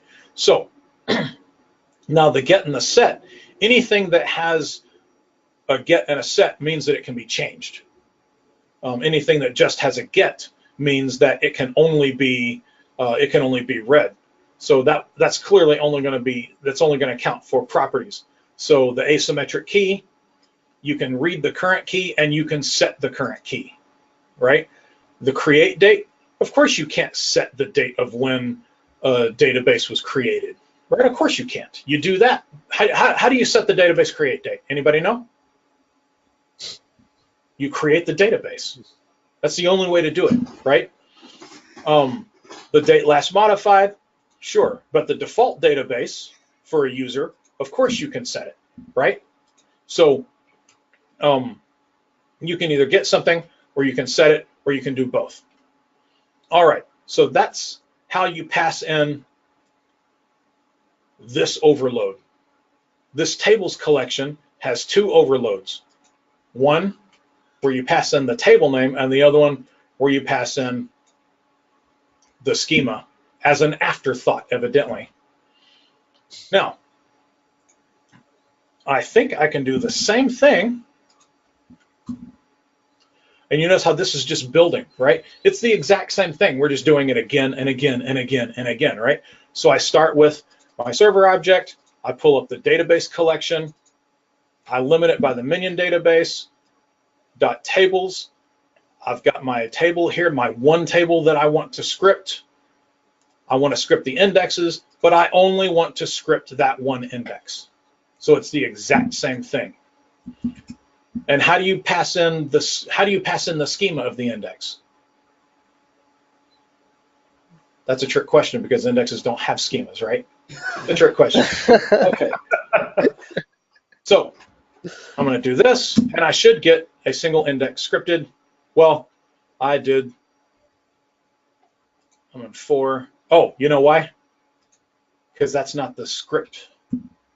I just redid that server call. There we go. This is 04. And then I get that one index scripted, that non-DB name right there. So again, this is just a little bit of gymnastics for you, right? To show you how these commands are put together. But the more things change, the more they stay the same, right? It's just dot, dot, dot, dot, dot, and you limit things the exact same way every single time. Nothing changes. It's just at a different level. And you would expect you would expect that from something like PowerShell, right? Okay. There we go. Now, let's go ahead and do a GM on this guy again, because that's one of the things I'm pounding into your head, is doing a get member on things. And what are we looking for now? We want to look for job server. There you go. So we've got job server right there. And job server, you can get it, and it is just a job server object. Cool. So I'm going to do a get member of job server. And that gives me the property of the job server. And I can, again, I can enumerate jobs, all these methods, right? I can drop jobs by login. Hey, that sounds pretty handy. I'm getting pretty upset with Steve anyway. You're that guy. I'm going home. And all the properties, I can get a list of jobs. And that list of jobs is, again, a job collection, right? I can see login timeouts. I can see all kinds of, I can get the names of jobs and whatnot. So what are we doing here? We're going to get the job names.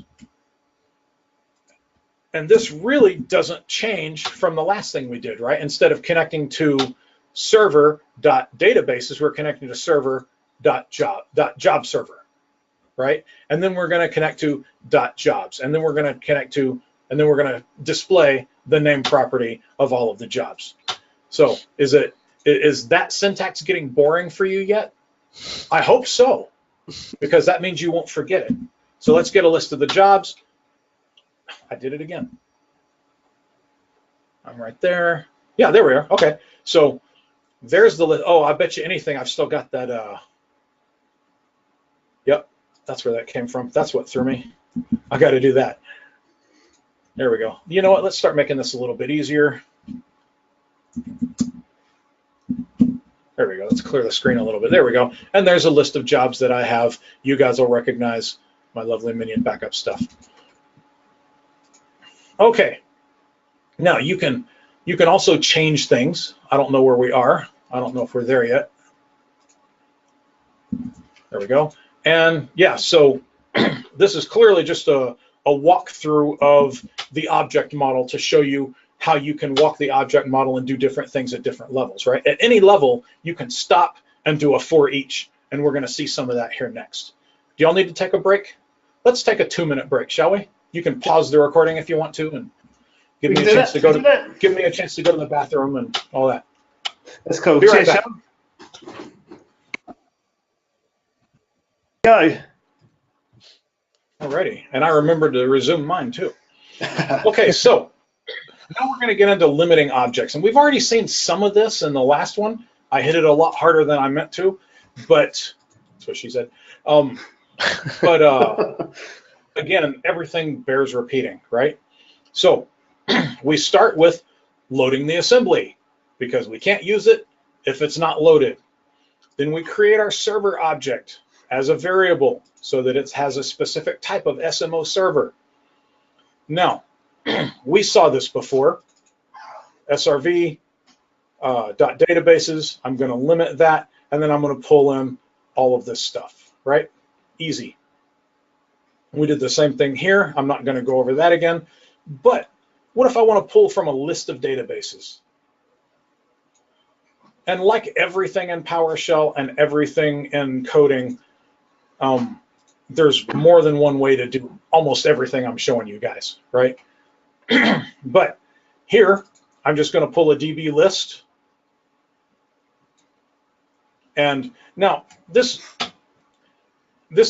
bears talking about. I always put things like this into a variable because it's so easy to change over, right?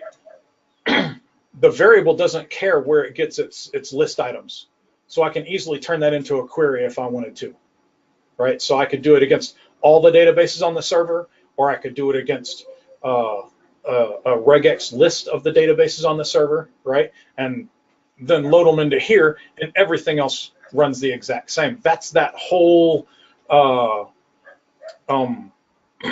one server script thing I was talking to you about, right? One environment, you've got one server in your entire environment, and all I got to do to make the change is change this. So if I want to do it against a small handful of servers, I probably won't do it like this. I will probably personally make it a query that queries a centralized list of my servers and just change the where clause, right? But, you know, you can switch back and forth. It can come from an Excel, it can come from XML, it can come from a CMS server if you want. I don't care where it comes from, and neither does this. So it's good practice, right?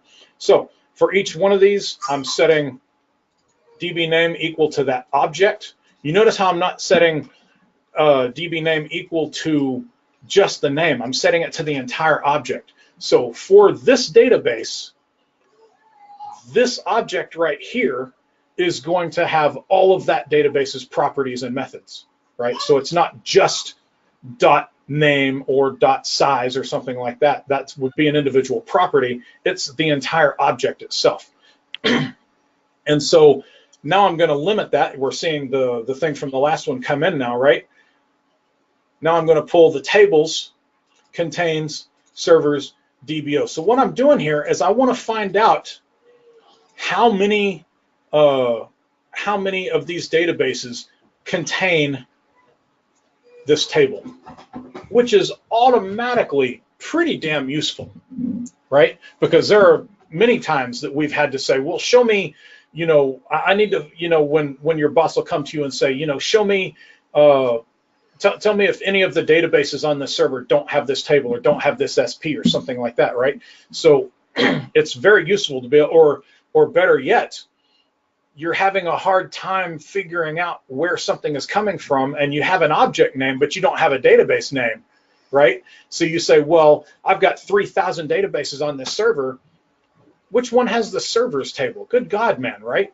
So something easy like this to be able to look through and go, oh, it's in, great, it's in 12 databases. Fabulous, right? I'm a little bit closer to knowing which object it is, right? So with that, let's go ahead and open this guy up. And I'm really not sure how this is going to come out. That's not what I wanted to do at all. I wanted to call it like that. There we go. So 2 of those databases have that object. Not too bad. So we're automatically being useful by limiting these objects. And I'm going to do that.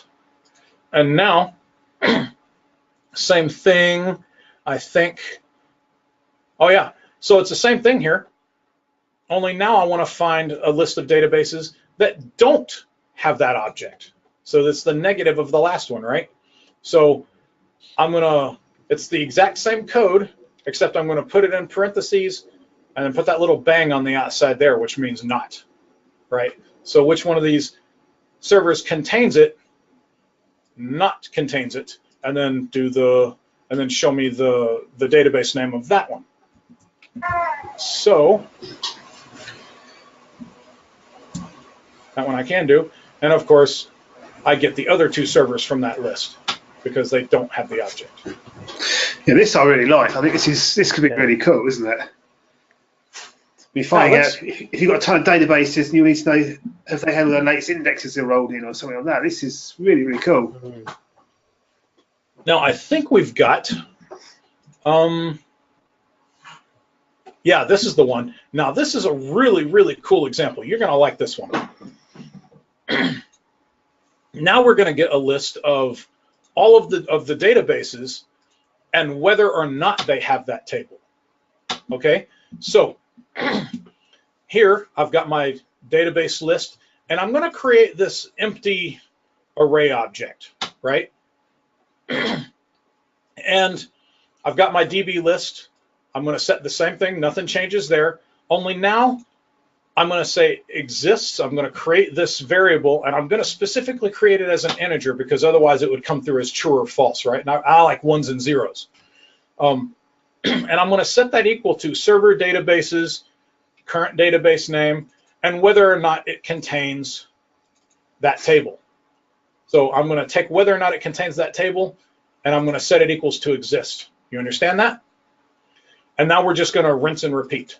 I'm going to get the size of that table, and I'm going to get the data space used by that table. So I'm going to not only find out whether or not that database has that table, but I'm going to get some table information while I'm there, right? And I could also get row count and index space and all that stuff too, right? It's endless, the information I could get from it.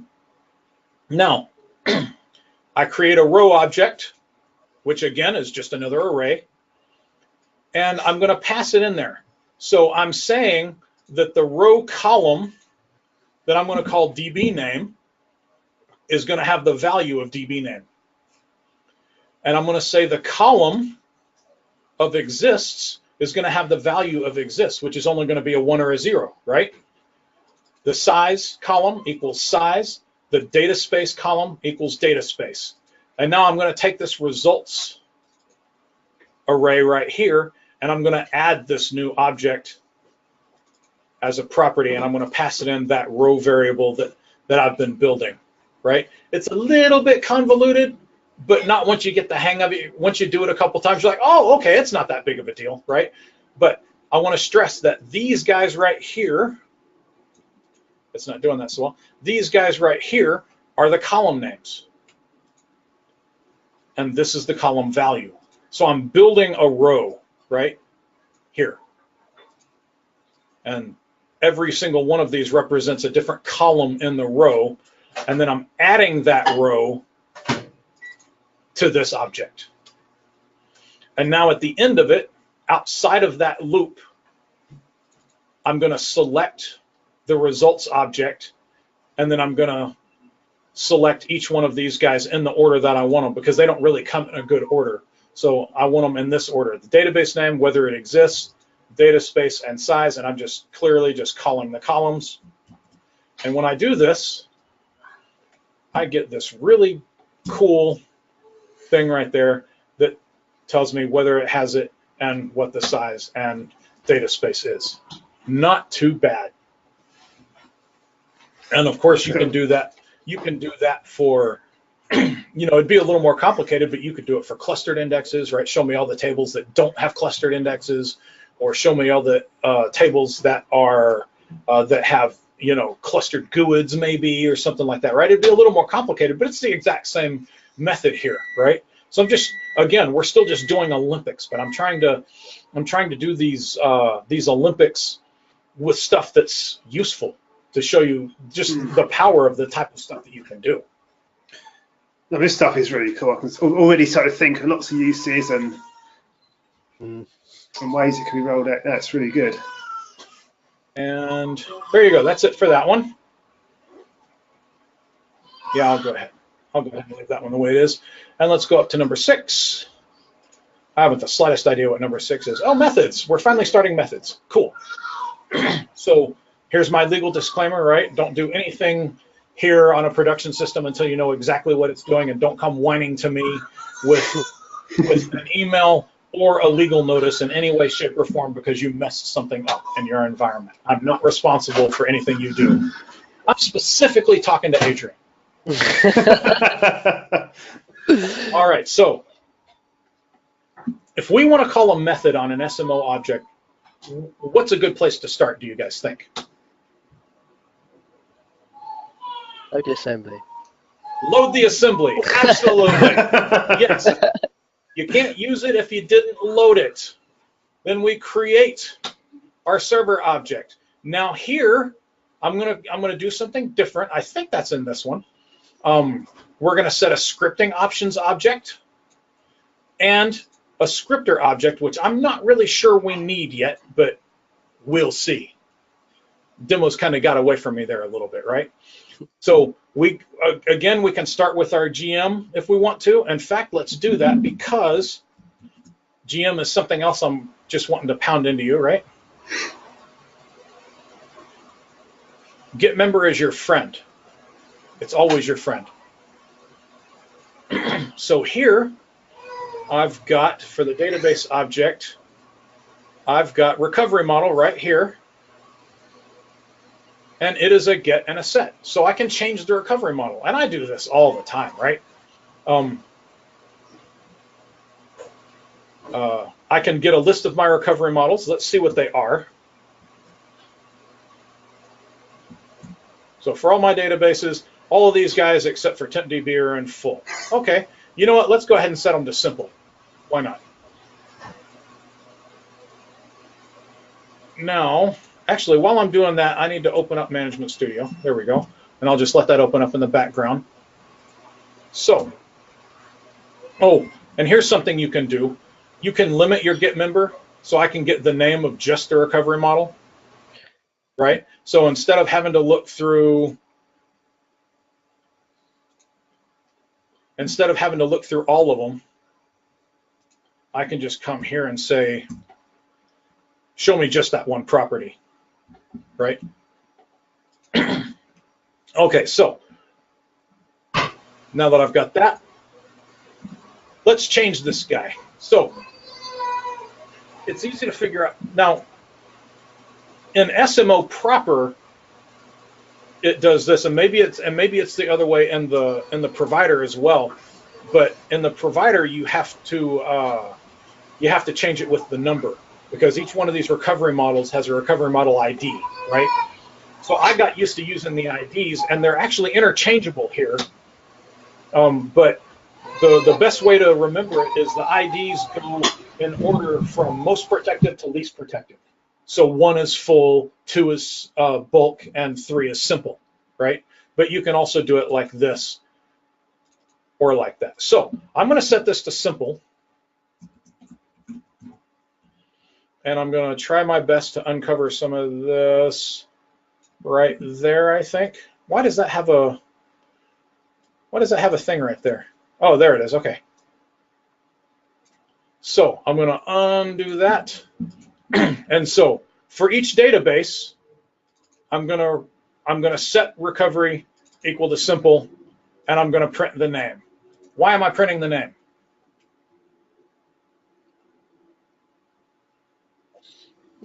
So that I'm not just sitting there staring at a blinking cursor if it takes a long time. I want to see that it's actually doing something and not just, right? Command lines are the most unfriendly things on the planet, right? So you always want to print your progress to screen. So I'm going to set recovery model to simple, and then let's go ahead and pull up the list while we're there. So I'm going to go back to console, hit the up arrow, I'm going to run. There we are, and they're all set to simple now, right? There's my list of databases, and they're all set to simple. So let's check that. Let's connect to this local box. And let's pull up one of these databases. Let's go to CDC. Let's do properties. And I don't come here very often. Is it in options? Yeah. It's in full. Wait a minute. Didn't we just set it to simple? We did, didn't we? Let me see. There. There we are. Yeah, it says it's in simple. CDC is in simple. So PowerShell says CDC is in simple, but Management Studio says it's in full. Any ideas? Okay. So Nope. let's have a look at our get member again. It always comes down to get member, doesn't it? So when we come here and look at get member again, let's go up here to methods. And the first method in the list, I think, is alter. Now, there's this concept of a session in PowerShell, right? That's pervasive. It really is pervasive. Because our assembly that we've loaded is only available for this current session, correct? Correct. Mm-hmm. So that means that there are some other session things that go on as well. And in fact, let me show you this. Let me restart this shell. Let me say restart the shell. And then come back here and run this guy again. Not like that, but let's run this guy. And when I run this guy again,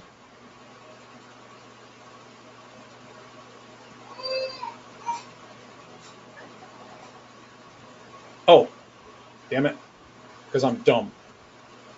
I got to undo this one. There we go. Do that. Now restart the shell. I is Ken Smart, I swear. Okay, now run it in the console, and everything's full. Okay, now this took me a while to figure out when I was first starting PowerShell, right? So, back to our GM now. So whenever something has an alter method, it generally wants you to use it. So there's our alter method. And you notice how it's overloaded? But we're going to call it with this one. So what happens when you call these methods is I'm changing this property, but what have I done here? I've loaded, you come back to this code right here. I've loaded this code into this session, and I've changed the properties, right? But I've changed the properties for this object in this session, right? Because I've loaded this into this session, and I've changed this recovery model. That's why this recovery model is simple, and the one on the actual server still says full, right? So if you want to push those changes to the server, you have to call the alter method. So let's do this. Let's close that off again. Let's get rid of this guy too. I did close that off, yep. And now, if I can find it, there it is. And now I'm going to call the exact same thing, only now, after I put the recovery model, I'm going to call alter. And that will make the actual change on every single one, except we want it to be simple, don't we? There we go. So I'm going to change that, and that's what actually pushes that to the server. So let's run this again. There's my list of databases, and it won't run on TempDB. So you can either leave that error there or filter it out of the databases, right? So now when I run this guy, let's go ahead and get rid of that. So now when I call this, yeah, I don't care about the scripting yet. I want to get my list of recovery models. I've got simple now, but what happens if I restart the shell? I run it, console, and now it finally says simple again, and it'll say simple in Management Studio as well because I pushed it. So the rule of thumb, there we go.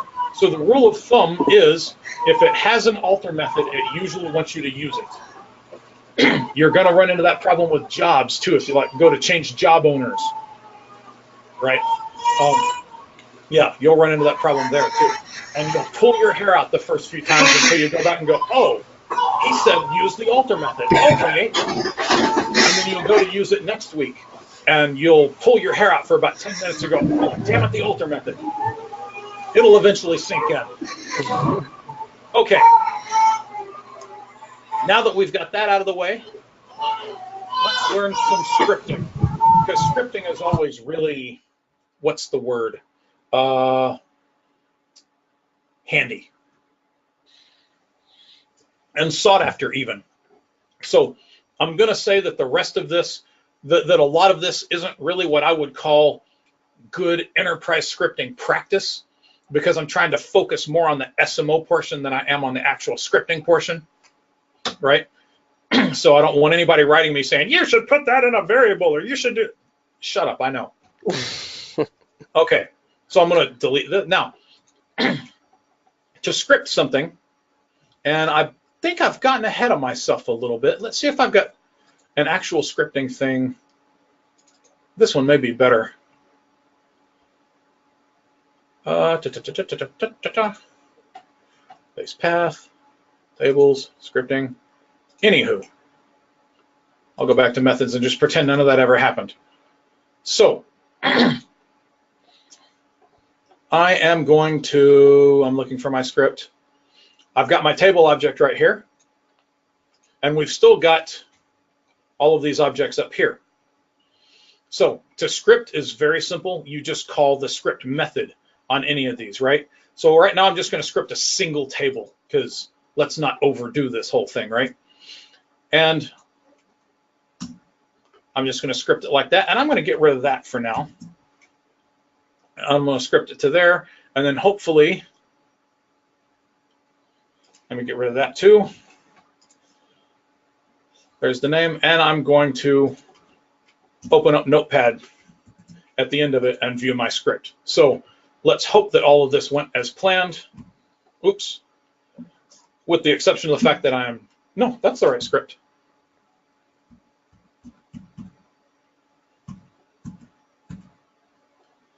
That's 06. That's 06, right, okay. And it went very fast, and I scripted a table, right? There's nothing to it. It's no different than anything else, not 7.6. So inside my table cursor, or my loop, right? I call that, I can easily call every single one of them, script every single one of them, right? But in Management Studio, I always hear, you've got all of these scripting options, right? You can, drop and if exists and database qualifier and all these different options you can choose, right? And you can do that in SMO too, because that just calls SMO. So they're just building SMO on the back end. So they're doing something really similar to what I'm doing in this session. So to do that, I need a scripting object. Again, here is my scripting options. And I'm going to set that as SO for scripting options. And that is, of course, again, a different type of object. And we're going to look at that object right here. Before we do anything, we're going to look at that object. So let's look at what it has to offer. And it'll bring up the thing again. Yeah. So here we go. Now, this is a scripting object for all types of objects, right? So you're not going to have every single one of these properties apply to every single type of object, right? So, for example, DRI foreign keys. That's a table thing, right? If you're scripting SPs or jobs, that's not going to be relevant. So if you set that, it's just going to be ignored, right? So this is for all types of objects. I mean, triggers clearly don't work for SPs or jobs. So, but you've got some of these interesting things that we had here, right? You got script drops and target server version and schema qualify and to file only and append to file, and you got DRI checks and clustered indexes and so on, right? You can do the indexes as well. So you got all of these things that you have on the front end. Okay. Why should I bother doing this if I can do it on the front end? How many times have you gone through and clicked through all the options and gotten everything you wanted and hit go and have the thing get 98% done and stop because it hits an error, and now you've got to like go do all of that again only to find it stop on a different object, only to have to go and do it again, and right? Dude, just script it. Not only that, but you can script it to do it for any database like we've already talked about, right? Or multiple databases, and you can make the structure anything you want on disk. You can put everything in a single file. You can put everything in different types of files. You can put each databases in different folders and tables. I mean, you can blow this whole thing out, right? So it's limitless what you can do.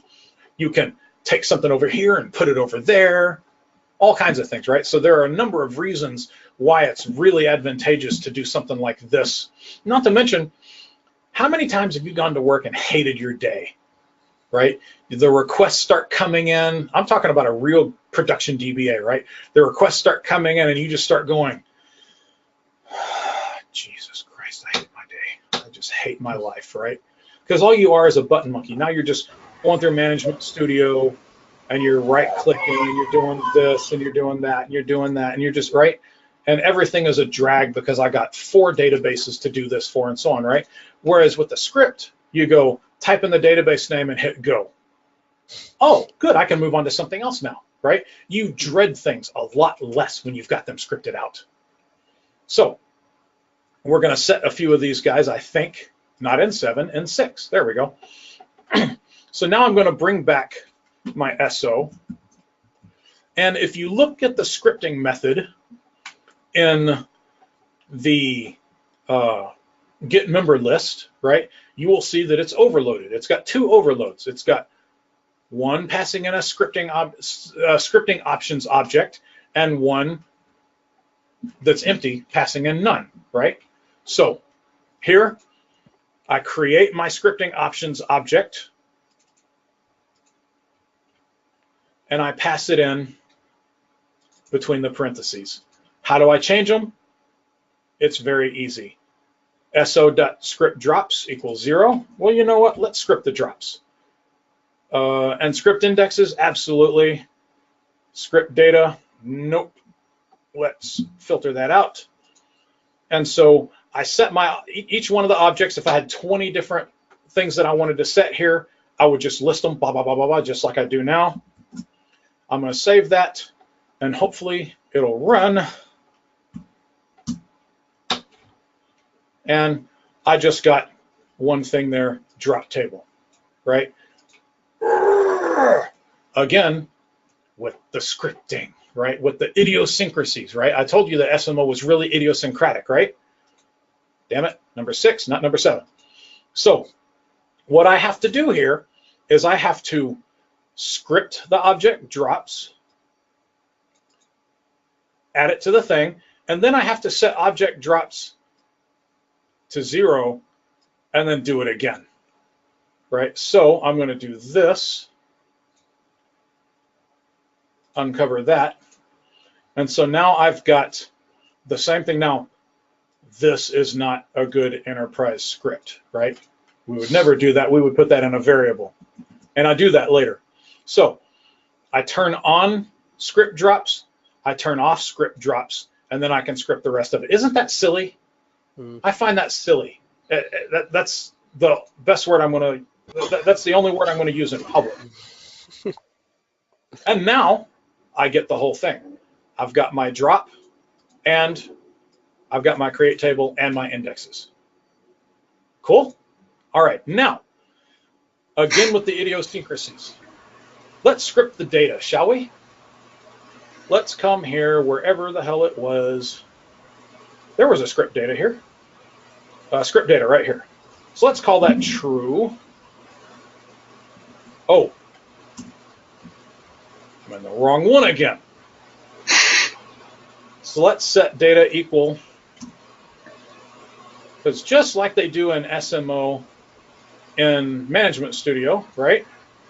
You got the table, then you got the table data underneath it, right? So that's what I want to do here. Okay, let's give that a shot.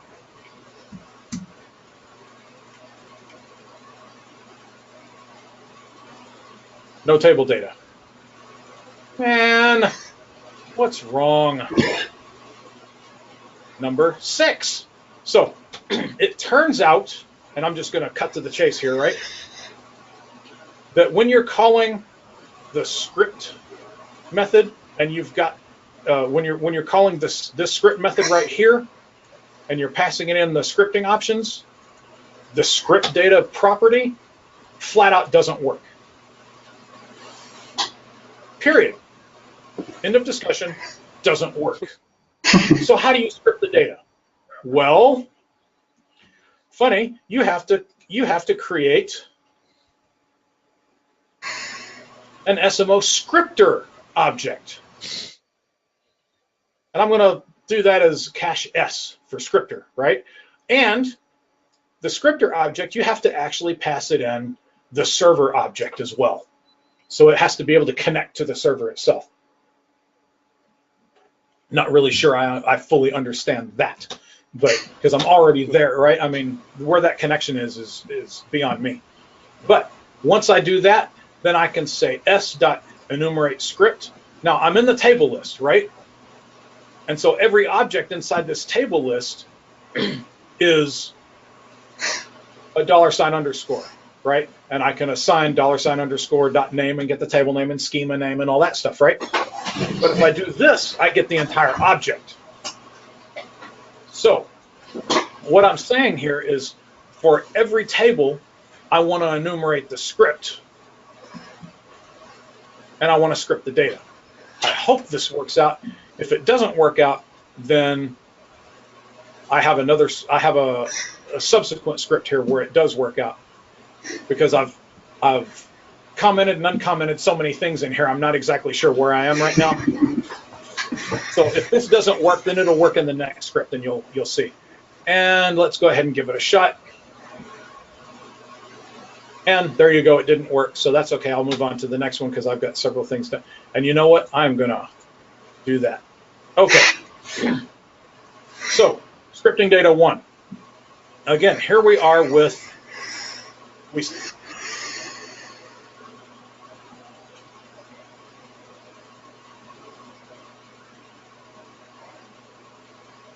Nope.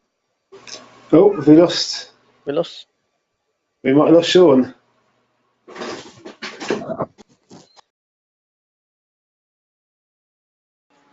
Okay. Wow. Okay, so my box blue screened, and I'm back up and running. Okay, so we were talking about scripting data. So, haven't got your camera up yet, Sean. I'm sorry? Is your camera not up? I forgot all about that. There you go. Lovely job. All right, so we start off loading the assembly. Can't stress that enough. Somebody's going to tell me I stressed it enough for sure. Create my server object. Create my scripting options object. Create my scripter object, and pass it in the server object. Now this is a little bit better, right? I've got a base path set up for my file, and I'm going to build the file name, which is going to be the base path, and then tables.txt. I've really blown it out of the water here, right? I'm going to check to see if it exists, if that file exists. If not, I'm going to delete it. I'm going to grab my table list, and I'm going to set scripting data equal to 1. And then I'm going to enumerate the script and output it, and then create the name, and then do that. So with any luck, this will work it as intended. I'm on number 7 now. And there we go. So now I've got my scripted object, and I'm scripting the data. Absolutely perfect.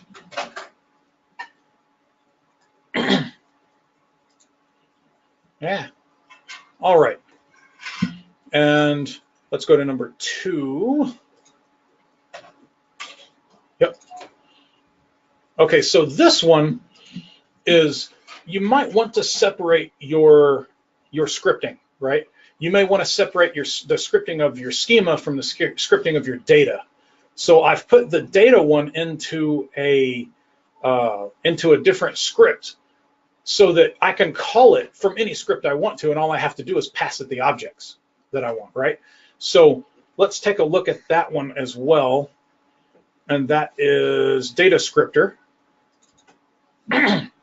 So here it takes parameters, takes a server name, database name, schema, table, and the file base that I want to save it into. And then at the bottom here, it does all of that stuff that it already did. See here, I'm building the file name as file base schema name dot table name. I load all my objects. I think I've pounded that into the ground already. Getting a database list, a table list, and in this case, it's only one table, right? Because I'm passing in that table name. So I'm going to call this script for every single table. I don't have to. I could create a version of this where I just pass in the database and it does all. But who wants to script data for every single table in a database? That's usually not practical. That's why I did this for a single table. Now, so nothing has changed, right? I get script schema false, script data equals true, and then to file only equals true. For each S in scriptor.enumerate list, I'm going to output to the host, and I'm going to write it to a file. So I'm going to be able to see all of the lines of data, as all the insert statements as they come across, right? And I can call that script from anything because it's just taking parameters. So here in this one, everything stays the same. I'm going to put a date at the top of the file so that I know when the file was generated, putting it in a comment right there because it's going to be a SQL file. Script drops, yes. Script if includes or if not exist. And I'm going to script the schema, or I'm scripting those things right there. Then I'm going to script the schema by setting these guys to 0 again. And then I'm going to call my data scriptor and pass it in the current parameters, right? So server, database, schema, table, and file base. So for every single table I call this for, I'm going to call this and pass it in there, and I'm going to have the objects and their data in individual files. But I could also have the object schema and the object's data in different files or different folders if I wanted to, right? So when I run that, I've got all of them scripted out. Got all of them there. And if I go to that folder, I can't believe I didn't open up the file at the end. Go to my DBs, and there it is right there with that and all the data. Now, if you wanted to do a ton of data, right? This is for scripting data when you've got a fairly small amount of it, right? But how would you do it if you wanted to do, if you got like tens of thousands or hundreds of thousands of rows? I personally would do BCP, right? And I've got a great video up on Midnight DBA about how to run BCP from PowerShell. Yeah, funny enough, I was going to say, how does this compare performance-wise against BCP? So it's BCP will outperform this many times over. And the cool thing is you could do this a number of ways, right? Now, I wouldn't want to do this, but the method is there, right? The capability is there. That for each one of these tables, I could check how many rows they are, and if they're over a certain amount of rows, I could do BCP, and if they're under a certain amount of rows, I could script out the insert statements like this. That's, again, that's kind of stupid. It's impractical, because then you have to kind of know how to do the same thing on the way back in, right? But it's possible. So you see how flexible these solutions are. They're incredibly flexible. And I could take this data scriptor and add everything in there. So instead of having this script these guys and then call a data scriptor, I could just flip the bits all in one thing, right? So I could do it all from a single script. But I wanted to show you how to do it from two different scripts. And if you want to separate the functionality, it goes more along the lines of the object-oriented programming, where every class has a specific function, right? So this function is that it scripts the data, right? This function is that it scripts the schema and the options, and this one scripts the data. So anyway, it keeps things a little more separated. And one thing I didn't show you was in here, since it's a SQL script, now I know when it was scripted, and it's done as a comment too, so I'm not going to mess up the SQL. So there you go. That's the end of my beginning SMO lesson. Very, very cool. Thank you for doing that. That's been really interesting. And I know my family's going, yada, yada, yada, yada, yada. No, it's been good. So yeah, thank you very much for doing that. It's yeah, my head's blown. Yeah, lots of thoughts rushing around now that I'm thinking. I hope I pounded in the basics enough, because that's what I really wanted to do, was explain the basics so that you could, because there's no way I can teach you all of SMO, right? But if I teach you those basics, then you can be more than workable, right? With just a little bit of practice. And of course, we're going to make these scripts available to everybody, right? Yep, can do. Okay. Yeah, I'll send them. Email them through to me, and I'll pop them up on our GitHub, and I'll post them on the blog, so it'll be there. Okay, yeah, there's no secret to any of this, so yeah, I'll be happy to provide the scripts. That's why I put all the notes in there, so that, you know, when they download them, they can see some initial thoughts on there and see the thinking of it, right? Yeah, that'd be cool. So yeah, so they'll go up on our GitHub site then. So there should be a URL on the screen right now that will point you where that is. So yeah, that's cool. Absolutely. All right, what else do you want to talk about? Do you want to give us a little run through Minion? You mentioned there's a few interesting new features coming. Oh my God, Minion. Oh, well, it depends. Do you want Minion Enterprise, or do you want the maintenance? So that's what you got coming. We're interested to know where you're at and what's in the pipelines. Okay. Well, I'm going to start with Enterprise, because we're doing the most exciting stuff there, and then I think about Reindex 2.0, and I'm like, oh my God, that's exciting. But yeah, Minion Enterprise, we've put it in a GUI now, because it was all nice back-end kind of stuff, right? And our customers are starting to say, yeah, but we've got some non-users that need the data too, and so on and so on. So okay, fine. So I've got this beautiful little C# kind of GUI thing, right? Here, I'll even show you a little bit of it while I talk. And we've got dashboards coming that are going to allow you to see things at an enterprise level. If I can remember what I'm doing here. There we go. And just the whole thing is just getting a huge facelift. Yeah, man, there it is. I can't ever remember what the folder's called. So if I open that up, got my GUI there. You can see the list of servers. I can see all the databases on a server.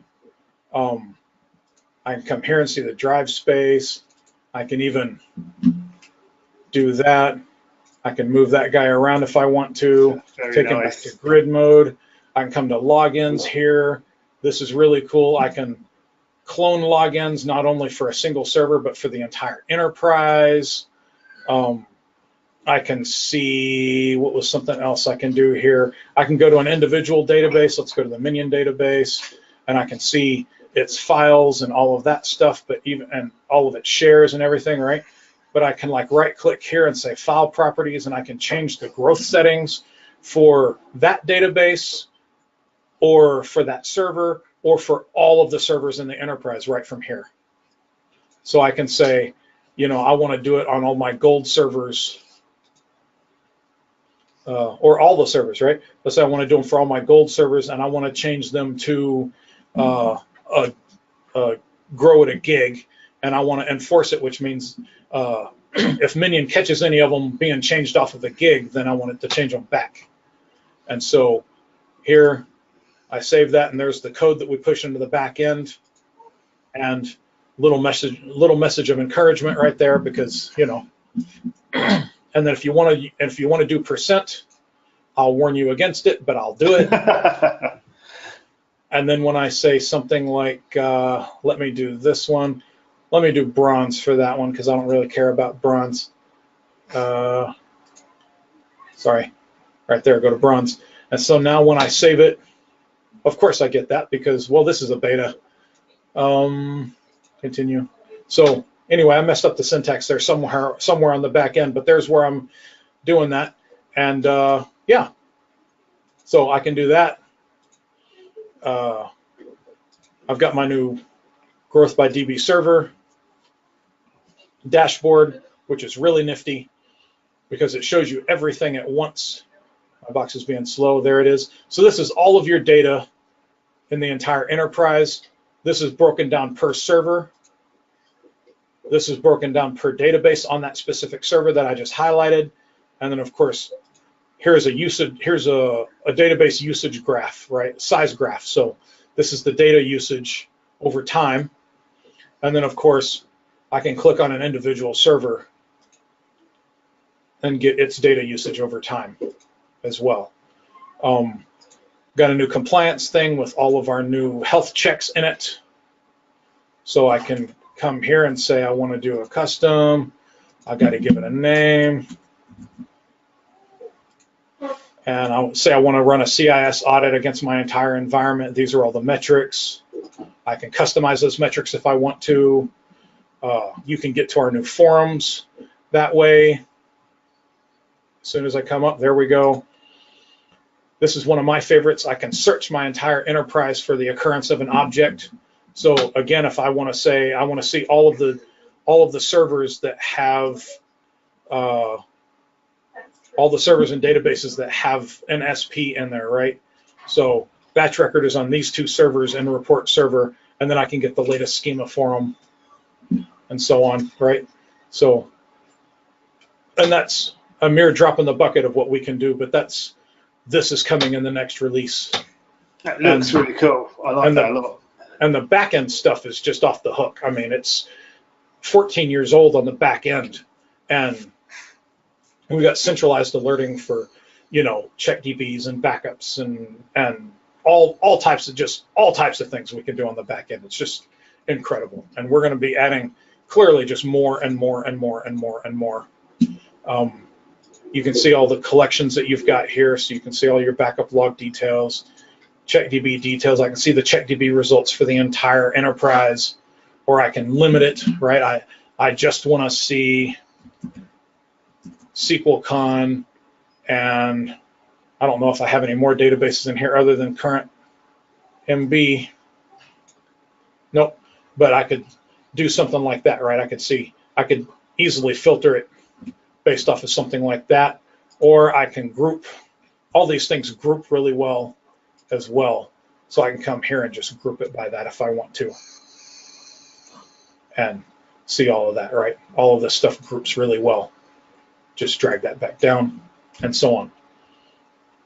Now, as far as the the maintenance products go, because they're 100% free, right? You know that. So Reindex 2.0 is almost a complete rewrite. The concepts will still be there. They're just going to be greatly expanded. So first and foremost, it's going to be multi-threaded. So you'll be able to reindex multiple databases at once and multiple tables at once inside an individual database. You're going to have so many different ways to limit your indexes that you can do now, but you have to code it and insert it into the process, right? But in 2.0, they're going to be part of the process. They're just going to be properties. So do you want to limit it by number of rows? It's a setting. You want to limit it by what's another one? Size of the index. It's a setting. You want to limit it by the size of the table. That's a setting. You want to limit it by schema. That's a setting. You want to limit it by anything else, right? It's a setting. So all of these things that you have to code for now that's still possible are all going to be settings. There are many places to introduce your own code and to change the way the operations work. So we're introducing a method of basically code injection, right? So if you want to change the way things are, like if you want to change the way a certain index statement gets built, right? Say I build it one way and you want to add something onto it that you need. Well, it's really easy to inject that in there.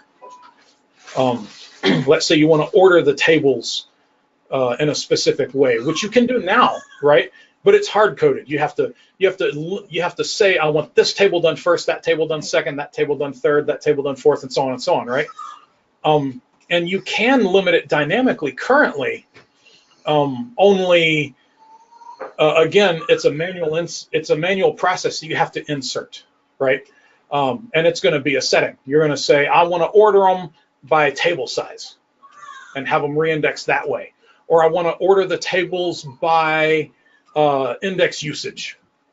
Or I want to order tables by size. Or I want to do this schema first and then all the other schemas. And so almost any way you want to order these things, you're going to be able to order them, and it's just going to be a setting. It's going to insert itself into the process, and it's going to order them and just move on. And you can write your own orderings as well, just as easily, and insert them in there as settings and push them out to all of your servers. And it's really amazing. And that actually already works.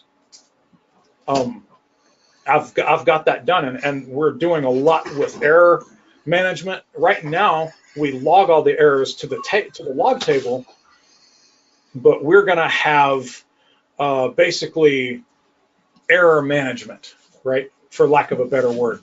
So let's say that you sometimes have what's a good one? You have an instance where you want to run a reorg, but the index has it, but the index is set so that it doesn't allow page locks for the index, right? So you're going to get an error, and you can't turn that off because you'll void your support contract because it's a vendor product and they're stupid, right? So currently the way we do that is we insert a pre-code in the table that says, for this table, turn that off and then turn it on when turn it back on when you're done reindexing, right? So that you can still get your reorg, right? But you have to get that error first, and then you have to know which table it is, right? And then you have to go add that code. You have to write that code and then add it to the config. That's ridiculous.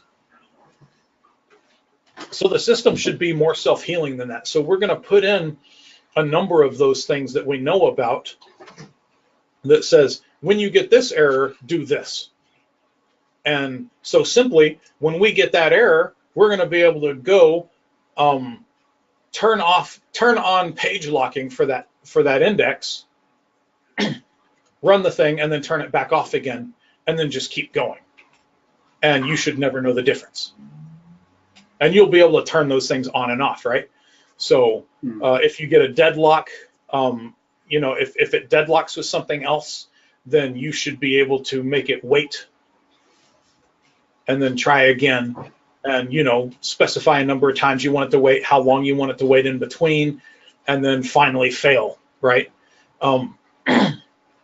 since 2017 has all the beautiful restartable indexes, we're putting a whole process around that, and the management of that is just going to be off the hook as well, right? Oh yeah, we're also doing rotating tables. So do you know much about CheckDB? We've looked at it briefly, but not a massive amount. Well, you can do things like you can have rotating schedules in CheckDB and in check tables, right? So if I've got like 30,000 tables, I can tell it to run through a certain number of them a night until they're done, and to just keep rotating through that list, right? So I'm not stuck trying to do 30,000 tables and 8 terabytes in a weekend, right? And you're going to be able to do the same thing with reindexing. You're going to be able to say run through, 40 tables a night until they're all done, or get through as many tables as you can in 2 hours a day, and then just pick up where you left off tomorrow, and so on and so on, right? And the reusable and the restartable indexes will be part of that. So you'll say, stop this one after 30 minutes and then move on to the next table, and then tomorrow start where you left off and do it for 30 minutes. So you can take a big table and crack its indexes up into an entire week if you need to, right? So and you'll be able to do that with tables, with databases as well. You'll be able to say, do reindex 10 databases a day or something like that. So so we're going to take these and fit them into maintenance windows then. So we have a maintenance window between midnight and 4 in the morning, run through, then pick up next maintenance window. Exactly. Very cool. Very good. So reindex is an excellent routine, but there is a lot. We've come a long way since we wrote reindex. It was our first one, and then we did backup, and we learned a lot doing reindex that we applied in backup. We have learned a lot in backup that we applied in CheckDB, and now we're taking everything that we learned there, and we're going to be adding that to reindex as well. That sounds good. Sounds like some exciting stuff going on then. So yeah, I'm very excited about that release. I just need to find time to finish it. I'm looking forward to that coming out and having a little nose at myself then.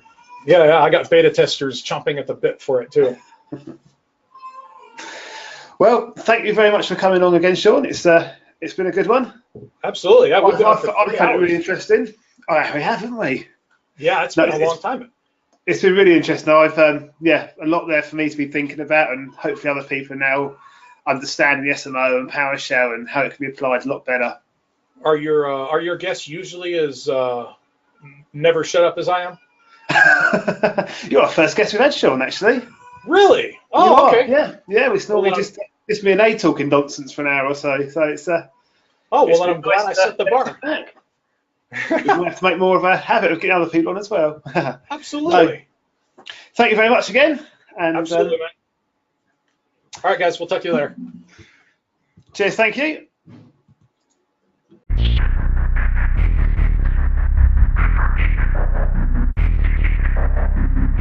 Yeah.